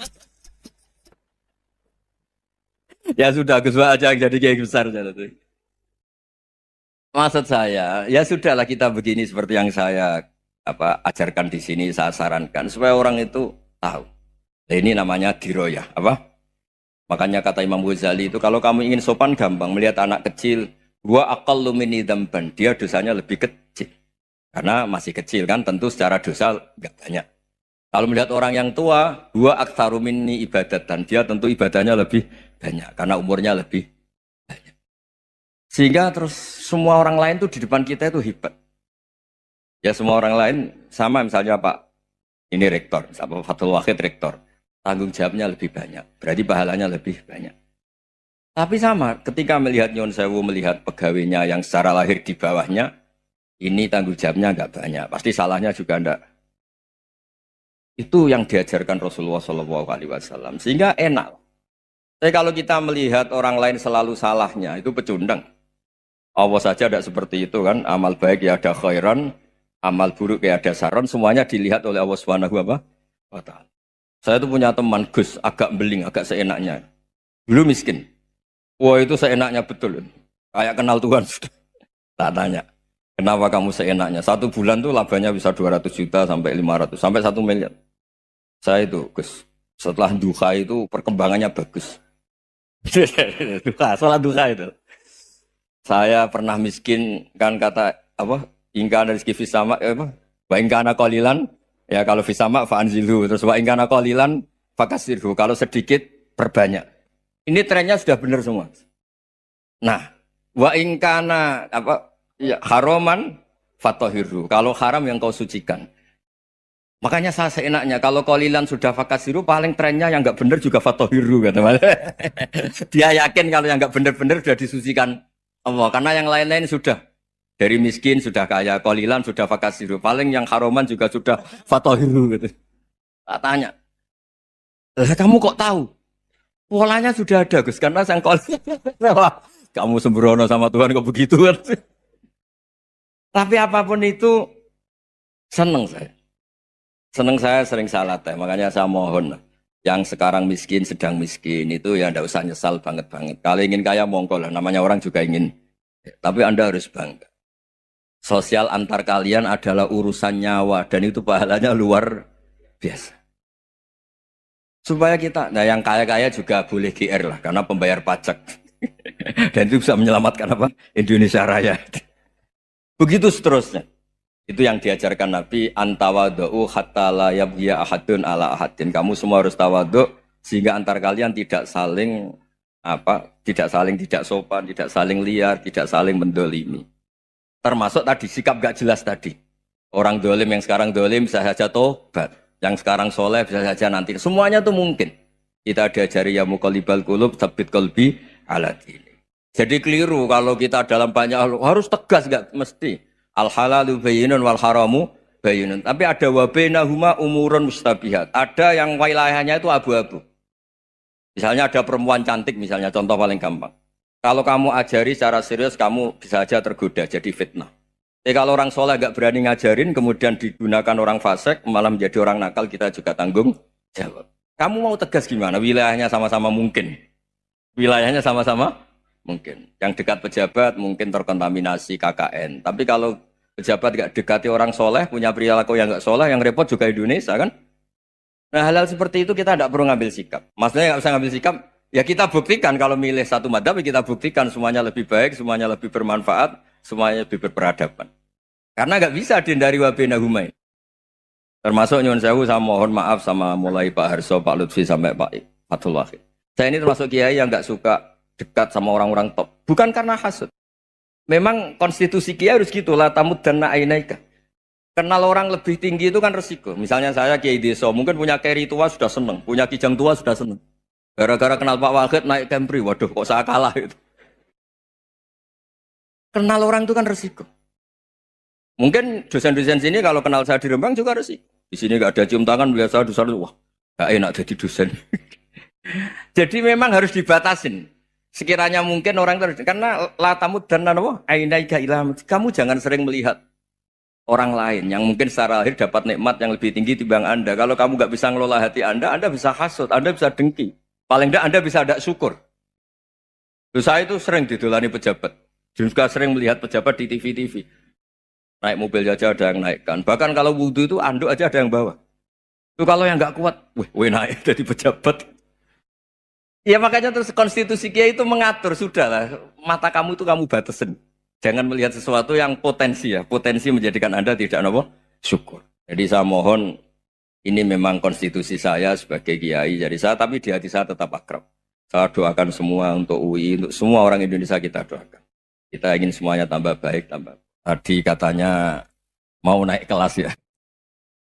Kalau naik kelas dari rumah saya niatkan mari mengkaji diroyah. Diroyah itu melogikakan riwayat. Jadi misalnya kita sering dengar Rasulullah SAW sering ngendikan kalian masuk surga itu bukan hanya berdasar amal, tapi berdasar anugerah Allah Subhanahu wa Ta'ala.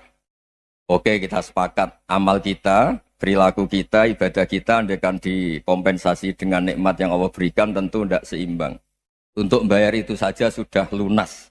Jadi Anda semua tidak berhak masuk apa? Surga. Sehingga di beberapa riwayat dijelaskan ada orang yang 500 tahun ibadah, nggak pernah maksiat. Ditanya sama Allah, kamu masuk surga karena apa? Karena ibadah saya ya Allah.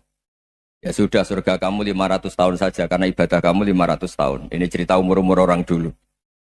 Ya Allah katanya surga engkau ini selamanya.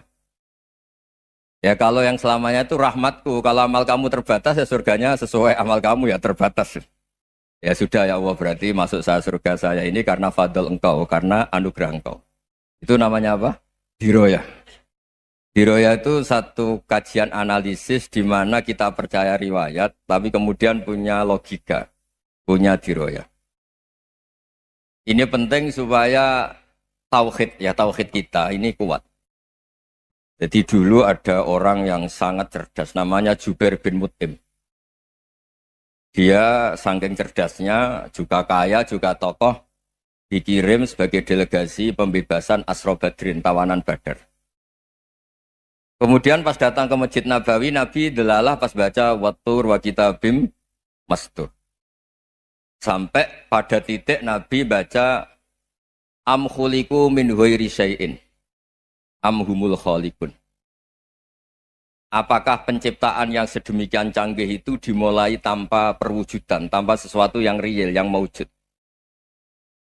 Orang itu langsung bersimpuh, matur, ya Rasulullah saya Islam. Saya ada kolbi yadir, hampir hati saya, otak saya, pikiran saya itu terbang. Karena logika yang dibangun ateisme misalnya, kalau alam raya ini dimulai dari nihilisme, berarti logikanya apa? Al-adamu yakhluqu maujudan. Alam raya ini kan maujud. Maujud itu ada. Kalau yang lebih dulu itu ketiadaan, berarti ketiadaan menjadi sebab kewujudan.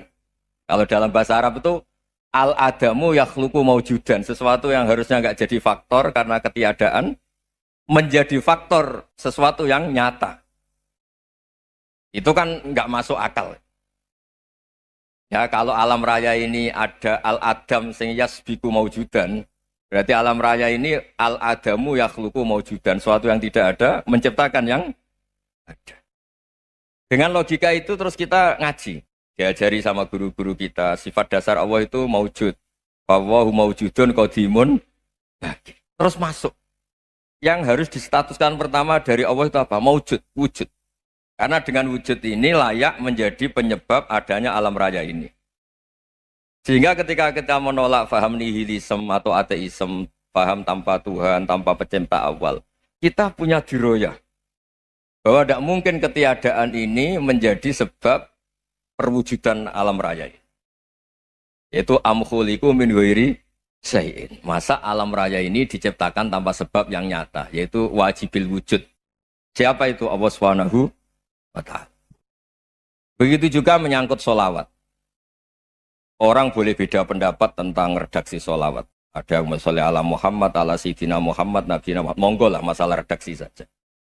Tapi setelah dianalisis, Nabi itu Pak Rektor, jadi Nabi setelah Nabi Isa saking dihormatinya sampai dituhankan. Juga jadi Nabi yang ada cerita masih hangat, orang Yahudi itu bunuh Nabi. Jadi yang satu mendudukkan Nabi sedemikian tinggi sampai kayak Tuhan, yang satu menjatuhkan Nabi sedemikian rendah sampai dibunuh. Kayak apa susahnya jadi Nabi Muhammad SAW. Kemudian dengan gampang Hadaddin agama ini bikin syariat yang bernama sholawat. Redaksinya monggo lah sesuai tradisi masing-masing. Allahumma sholli ala Muhammad, Allahumma sholli ala Sayyidina Muhammad, ala Nabiyina Muhammad, monggo lah. Tapi yang jelas redaksi ini kalau didiroyah dikaji, Allahumma itu Tuhan, Tuhan itu pemberi. Wa Muhammadun wa injalla qadruh abdun min ibadi. Muhammad apapun tinggi derajatnya tetap berstatus hamba. Sehingga agama ini terjaga oleh syihotus sholawat. Agama ini terjaga oleh redaksi sholawat. Yaitu Allah tetap pemberi sebagai Tuhan yang enggak tersaingi, la syarikalah. Rasulullah Muhammad wa injalla qadruh. Apapun prestasinya, bisa mi'raj, bisa apa saja, tetap seorang hamba yang butuh muhtajun ila rahmatih. Jika redaksi Allahumma sholli ala Muhammad ini mengukuhkan yang Tuhan tetap Tuhan, hamba pilihan tetap hamba pilihan. Tentu dengan redaksi ini kemudian kita mendudukkan Nabi benar-benar posisi terhormat.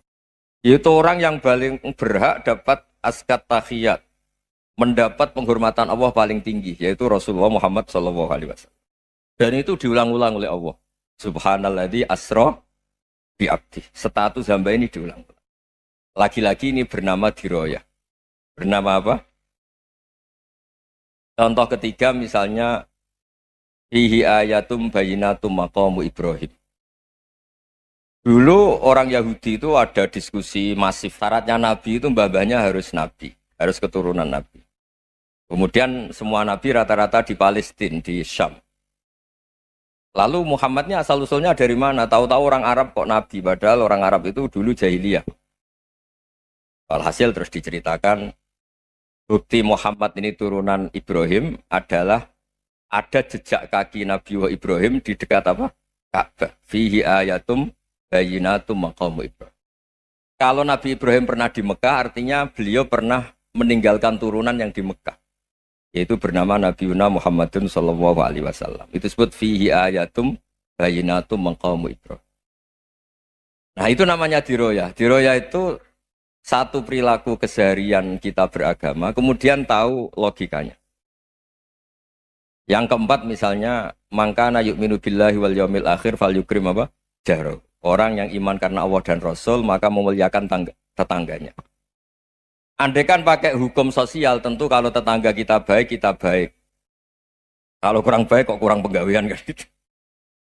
Tapi dulu itu pernah ada seorang ulama itu dibully ya, dikerjain sama anak muda tetangganya.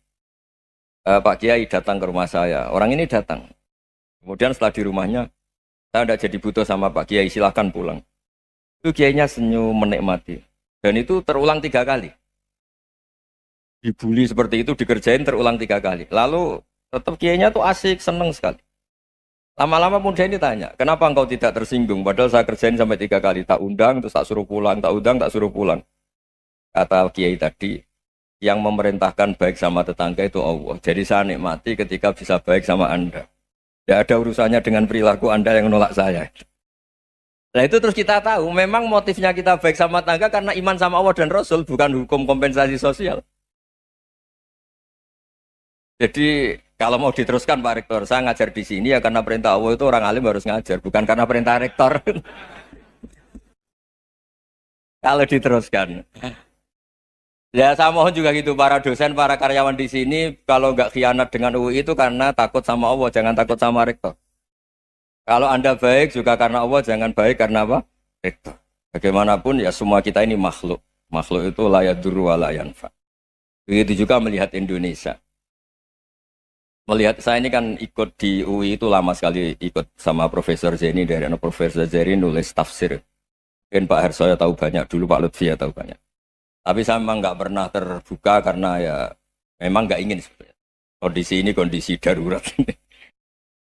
Sehingga saya tahu cara berpikir Profesor Zeni, ya tahu komitmen beliau pada UI. Dan pendiri UI memang ya banyak yang dari tokoh NU, Muhammadiyah, dari tokoh-tokoh ormas yang lain memang didirikan banyak orang. Hingga UI memang nggak milik ormas apa tertentu. Dari satu sisi memang baik, nggak dikuasai ormas tertentu. Tapi nanti kalau keterusan ya nggak berbentuk. Ya sudahlah dikelola saja. Sambil-sambil jelas, sambil-sambil kadang nggak jelas. Yang penting ikhlas tadi. Karena kalau terlalu asobia itu jadi repot. Kita ini yang nekuni fikih itu tahu. Kalau tidak kuno itu madhabnya Hanafi. Kuno itu madhabnya Syafi'i. Tahu-tahu seakan-akan Imam Syafi'i itu NU, Imam Abu Hanifah itu Muhammadiyah. Padahal ini orang-orang yang sebelum NU dan apa? Ahmadiyah. Jadi kalau kita yang nekuni ilmu itu biasa saja dengan perbedaan. Tapi kalau orang-orang yang nggak siap dengan perbedaan itu sampai Allah disifati Ta'ala itu tidak terima. Padahal Ta'ala itu maknanya Maha Luhur, yang Maha Agung. Jadi ada seorang kiai kebetulan pidato pertama Pak Rektor. Assalamualaikum warahmatullahi ta'ala wabarakatuh. Ilmu balik kedua ini nggak terima karena itu dianggap bid'ah ada Ta'ala. Hanya dia bilang Assalamualaikum warahmatullahi ta'ala wabarakatuh. Itu saking asobiahnya itu Allah ditambahi Ta'ala itu tidak terima. Padahal Ta'ala itu maknanya Maha Agung. Nah itu kan jadi repot kalau asobiah gitu. Kalau kita ngadepi perbedaan itu biasa saja. Karena kita mungkin bacanya banyak, lihat hal-hal seperti itu ya. Berkuahnya nggak jelas itu menjadi orang tuh bijak. Ini sekarang nakal, jangan-jangan nanti jadi orang baik. Yang sekarang baik, jangan-jangan suatu saat jadi tidak baik. Semua orang introspeksi. Nggak ada jaminan kalau kita sekarang baik akan baik terus. Nggak ada jaminan kalau kita sekarang buruk akan buruk terus. Sehingga terus banyak kiai-kiai bijak itu memang lahirnya nggak tegas. Tapi nggak tegas itu yang menjadikan bijak. Karena sama-sama mungkin. Itu yang disebut laisa laka minal amri syai'un aw yatuba alaihim wa yu'adzibum. Itu tidak wilayah kamu. Ketika Allah mengomentari orang munafik juga wa yu'adzibal munafiqina insya'a aw yatub. Bisa saja ada yang disiksa, bisa saja ada yang dikasih tobat. Karena pola yang kita analisis itu semuanya menurut kita. Bukan menurut kemaslahatan orang apa? Saya punya sekian contoh cerita. Orang yang sowan kiai baik-baik, mungkin bawa gula atau salam damla, tidak tahu lah. Itu tidak mesti jadi wali. Tapi Kali Jogo yang kenal Sunan Bonang, itu kenalnya itu karena ingin begal. Malah jadi wali. Tapi tidak usah dicoba. Umar itu nyari Nabi itu mau dibunuh. Tapi malah tobat jadi orang baik. Jadi ini penting ngaji ya, supaya tidak tegas itu, tidak jelas itu kadang baik. Nah termasuk saya juga termasuk dia yang milih tidak jelas. Saya sering gojlok ini, Fajar Hadili ini murid-murid saya sering saya gojlok. Kalau semua sistem pendidikan kayak kampus, kayak UII, kayak UIN semuanya, itu sistem yang bagus. Karena tertib jam kuliahnya jelas, mata kuliahnya jelas. Kalau di pesantren itu Pak Harso, itu nggak tertib. Tapi justru itu enak, ketemu di jalan orang berani tanya. Nah ini kalau mbak-mbak misalnya menstruasi, mau belajar haid nunggu semester berapa baru tahu. Itu bisa sekian tahun nggak sholat karena nunggu pelajarannya baru diterangkan. Mau haji juga gitu, nunggu mata pelajaran haji. Kalau nggak jamnya, nggak mau dosennya ngajarin. Ya, kalau kiai kan nggak ketemu di jalan tanya, dijawab. Jam berapa juga dijawab. Artinya Indonesia itu berkah, ada sistem kampus yang tertib. Ya semoga termasuk tertib gajinya. Tapi tertib gajinya itu juga sebenarnya rugi. Saya sering ada pegawai negeri Gus, tolong doain saja di PNS enak jadi. Gajinya tetap. Kata saya nggak mau kalau gaji saya tetap. Kok bisa Gus enak tiap bulan mesti dapat gaji. Kalau tetap nggak naik-naik kata saya. Kalau kiai gajinya nggak tetap, tapi di atas yang tetap kata saya. Artinya Indonesia itu berkah. Kalau semuanya pakai sistem pendidikan setertib ini, orang mau tanya khaid ya nunggu pelajaran khaid. Bab haji ya nunggu pelajaran haji. Tapi kalau ketemu kiai itu enggak. Ya semuanya, saya pernah di pasar, Gus mau tanya. Tanya apa? Anak saya keluar darah terus gini-gini. Padahal biasanya khaid hanya 7 hari gini-gini. Ya sudah kembalikan ke biasanya, rudat ilal adat. Itu enggak usah sowan ke rumah. Juga enggak registrasi dulu, enggak daftar dulu. Ya ini enggak nyindir cerita saja. Supaya ini bukti koalisi beneran. Jadi saya yang kiai enggak tertib jam, koalisi sama yang tertib jam. Jadi kalau semuanya sistem kampus, nanti pertanyaan itu enggak bisa on time, enggak bisa setiap saat. Makanya Indonesia itu berkah. Kiai-kiai yang alim yang di jalan-jalan banyak. Juga kiai yang di kampus, dokter-dokter fikih banyak. Yang nekuni ilmu umum ya banyak. Macam-macam. Itu masalah itu kalau saling mengadili itu baru masalah. Misalnya kiai ngeluh, nggak enak jadi kiai, tidak punya gaji tetap. Yang dosen ngeluh, nggak dicium tangannya. Karena memang unik Indonesia itu. Kalau guru fikih kok dosen itu tetap nggak dicium tangannya. Karena pikirannya anak-anak itu, wong sudah bayar disuruh nyium. Itu kayak di alam sadar tuh gitu. Kalau kiai itu kan anak-anak gak bayar itu. Ya opanya cium tangan itu.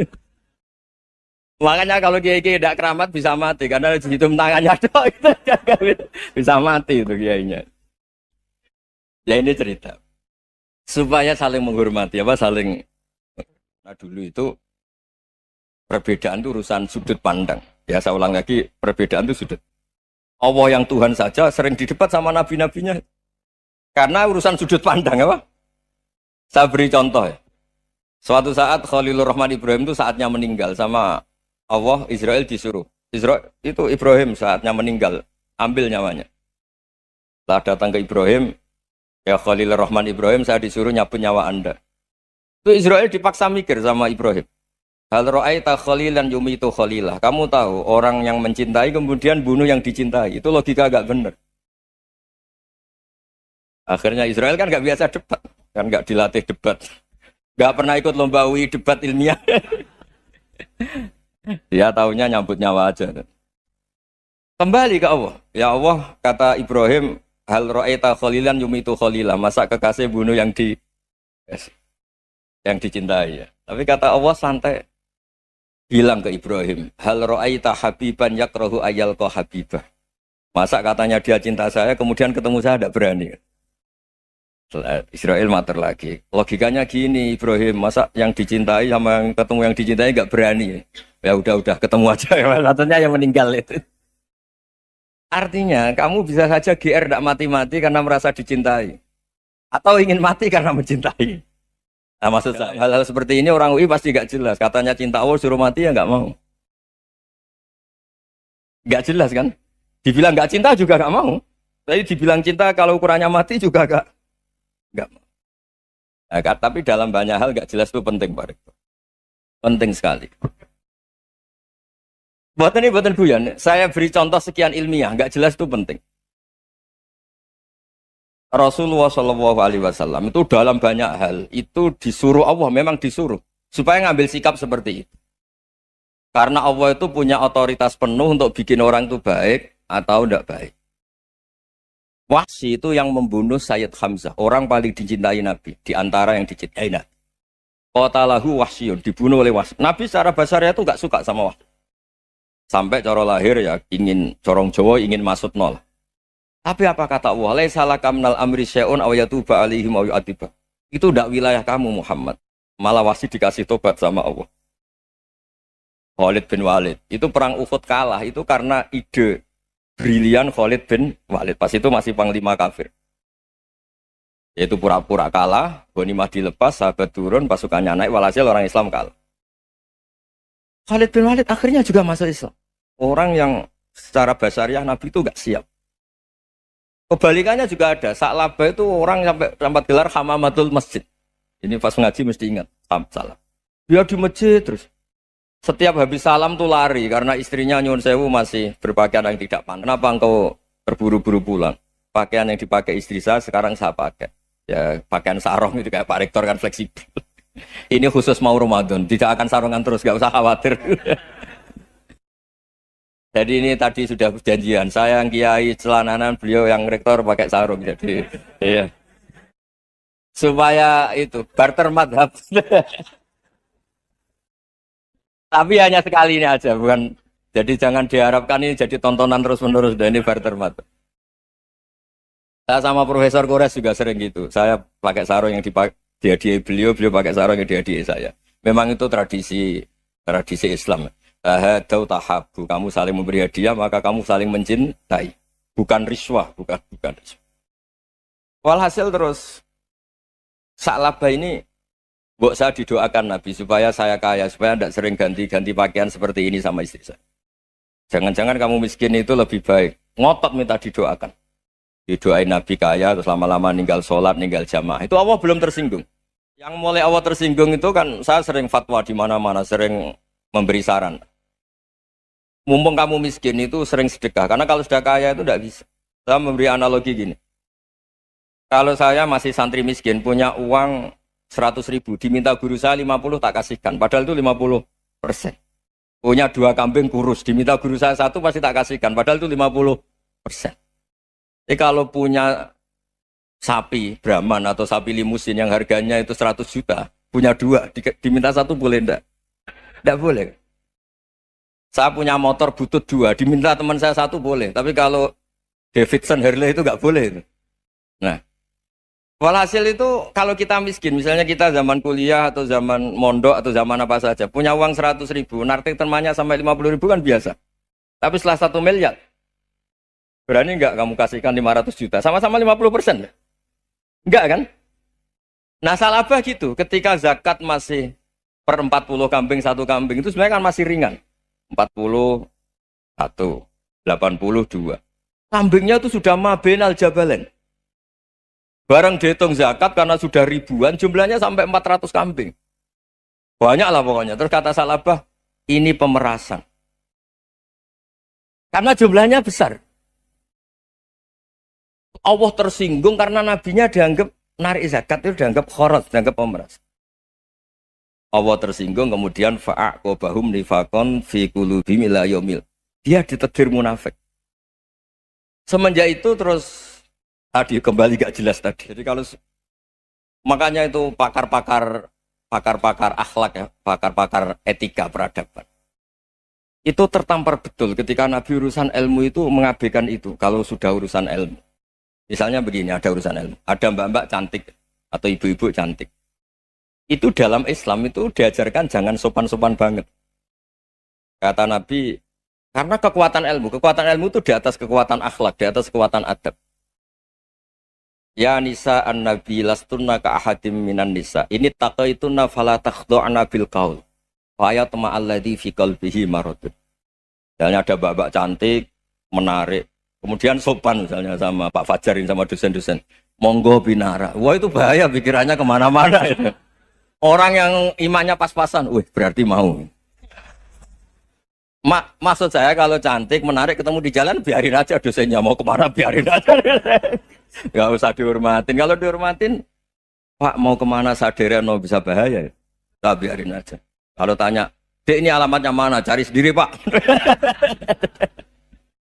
Karena hanya dengan cara itu, si Pak dosen ini gak kepikiran. Gak ada orang suka orang kedus itu gak akan. Tinggal sudah cantik, sopan. Wah, bisa pikirannya macam-macam. Itu ilmu. Fala takhdu'na bil qaul. Kamu jangan terlalu lirih kalau ngomong.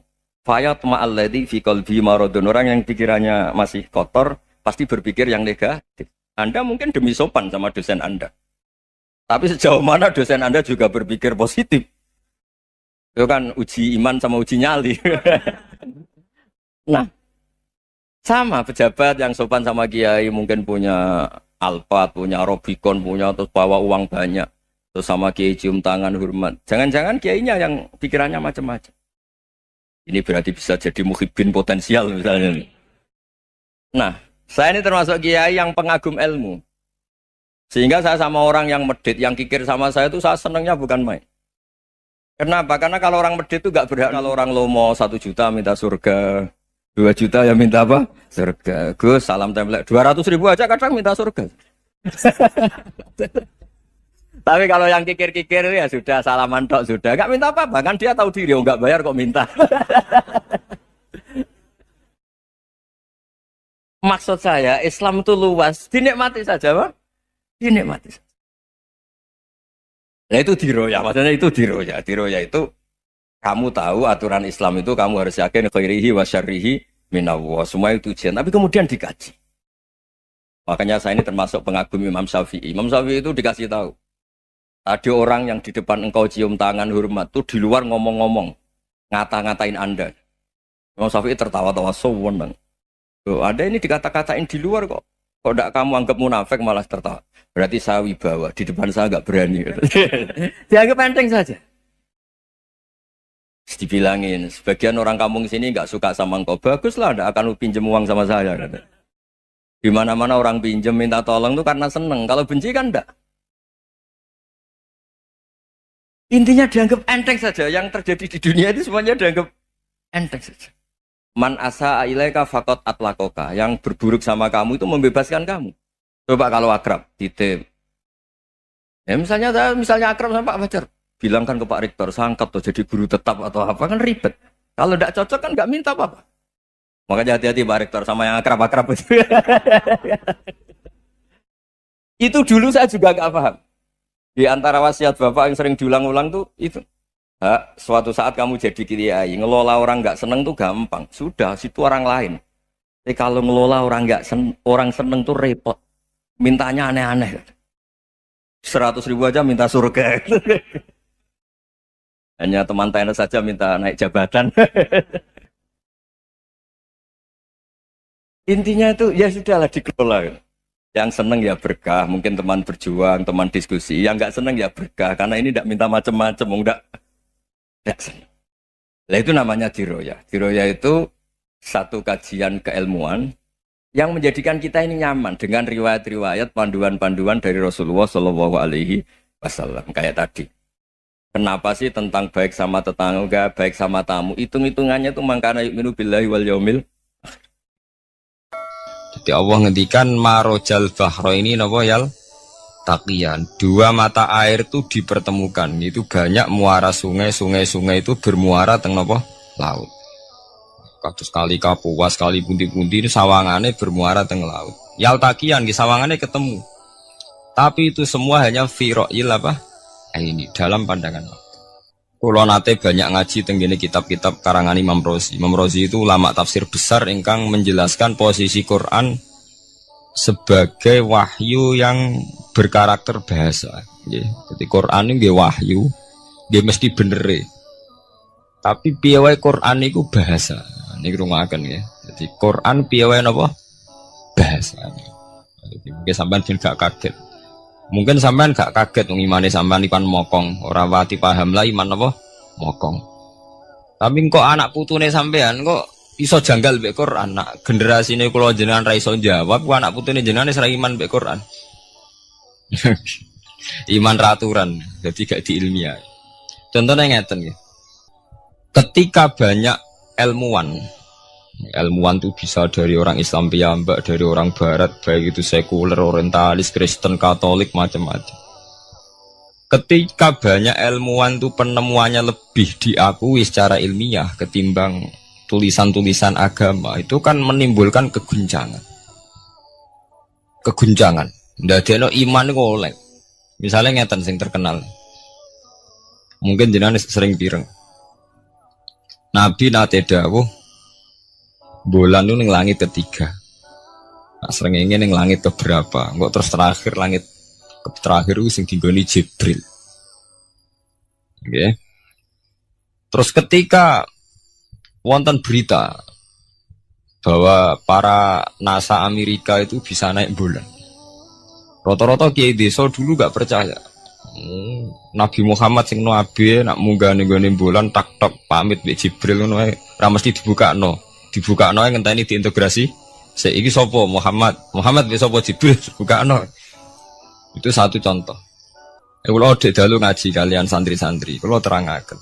Jadi masalah utama umat Islam itu antara lafat ngene iku lugat.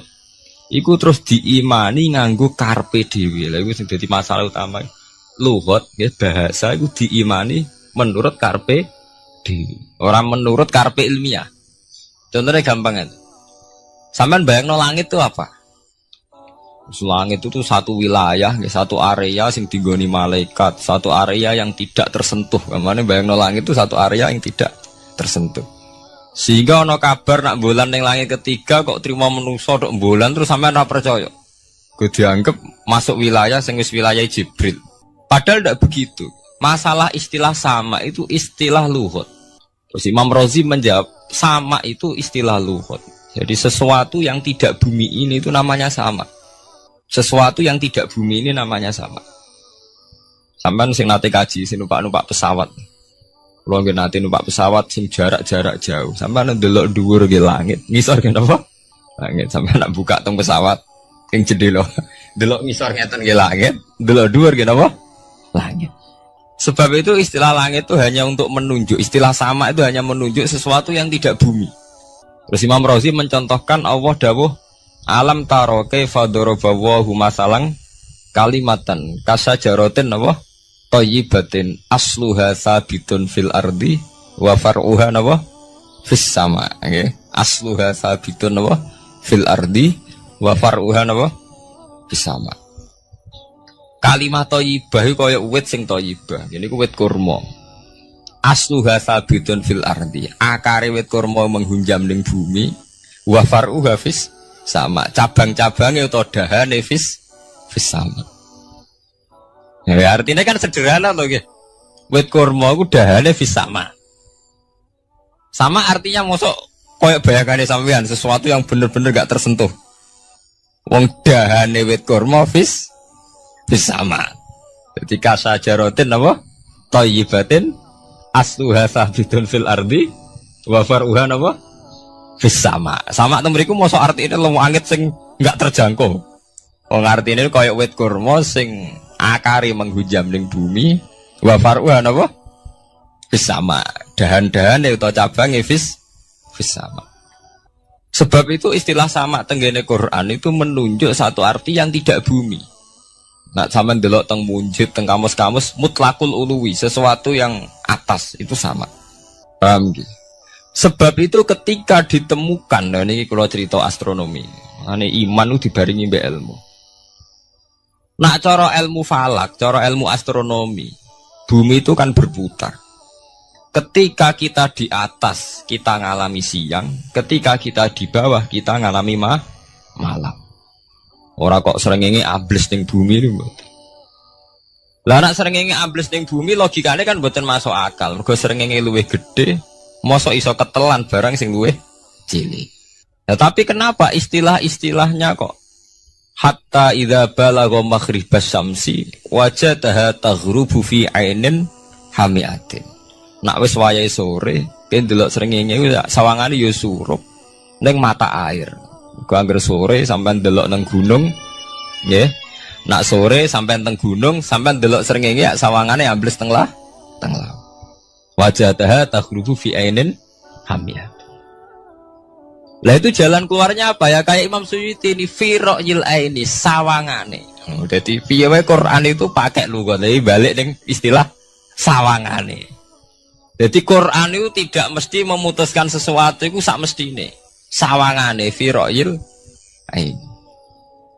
Ya podo.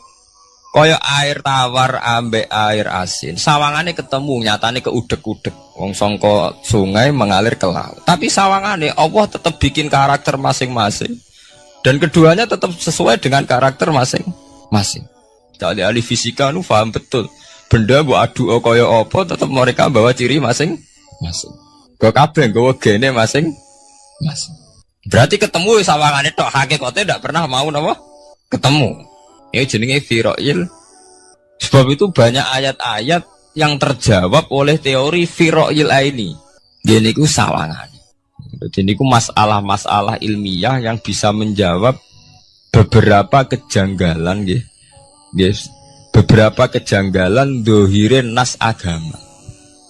Sampeyan kudu paham ngono. Mergi banyak sekarang misalnya kayak manusa itu ketika bisa deteksi janin. Ahli dokter kandungan lewat macam-macam peralatan itu nggih. USG macam-macam mak saged ngerti janin itu lanang atau wedok. Nah dhisik kiye-kiye kuno ada 5 perkara sing roh apa tok, kapan udan, kapan wong mati. Terus sing ning jero kandungane wong wedok ku lanang apa wedok sing roh Allah tok. Kiye-kiye kuno ngoten. Tapi sakniki wong paling percaya urusan mati tok. Urusan udan secara falak, secara astronomi saged dideteksi to. Wong falak ku iso ngerti iki musim rendeng, musim ketiga. Pergerakan angin sampai ndelok ning perkaryaan cuaca ki rata-rata bener.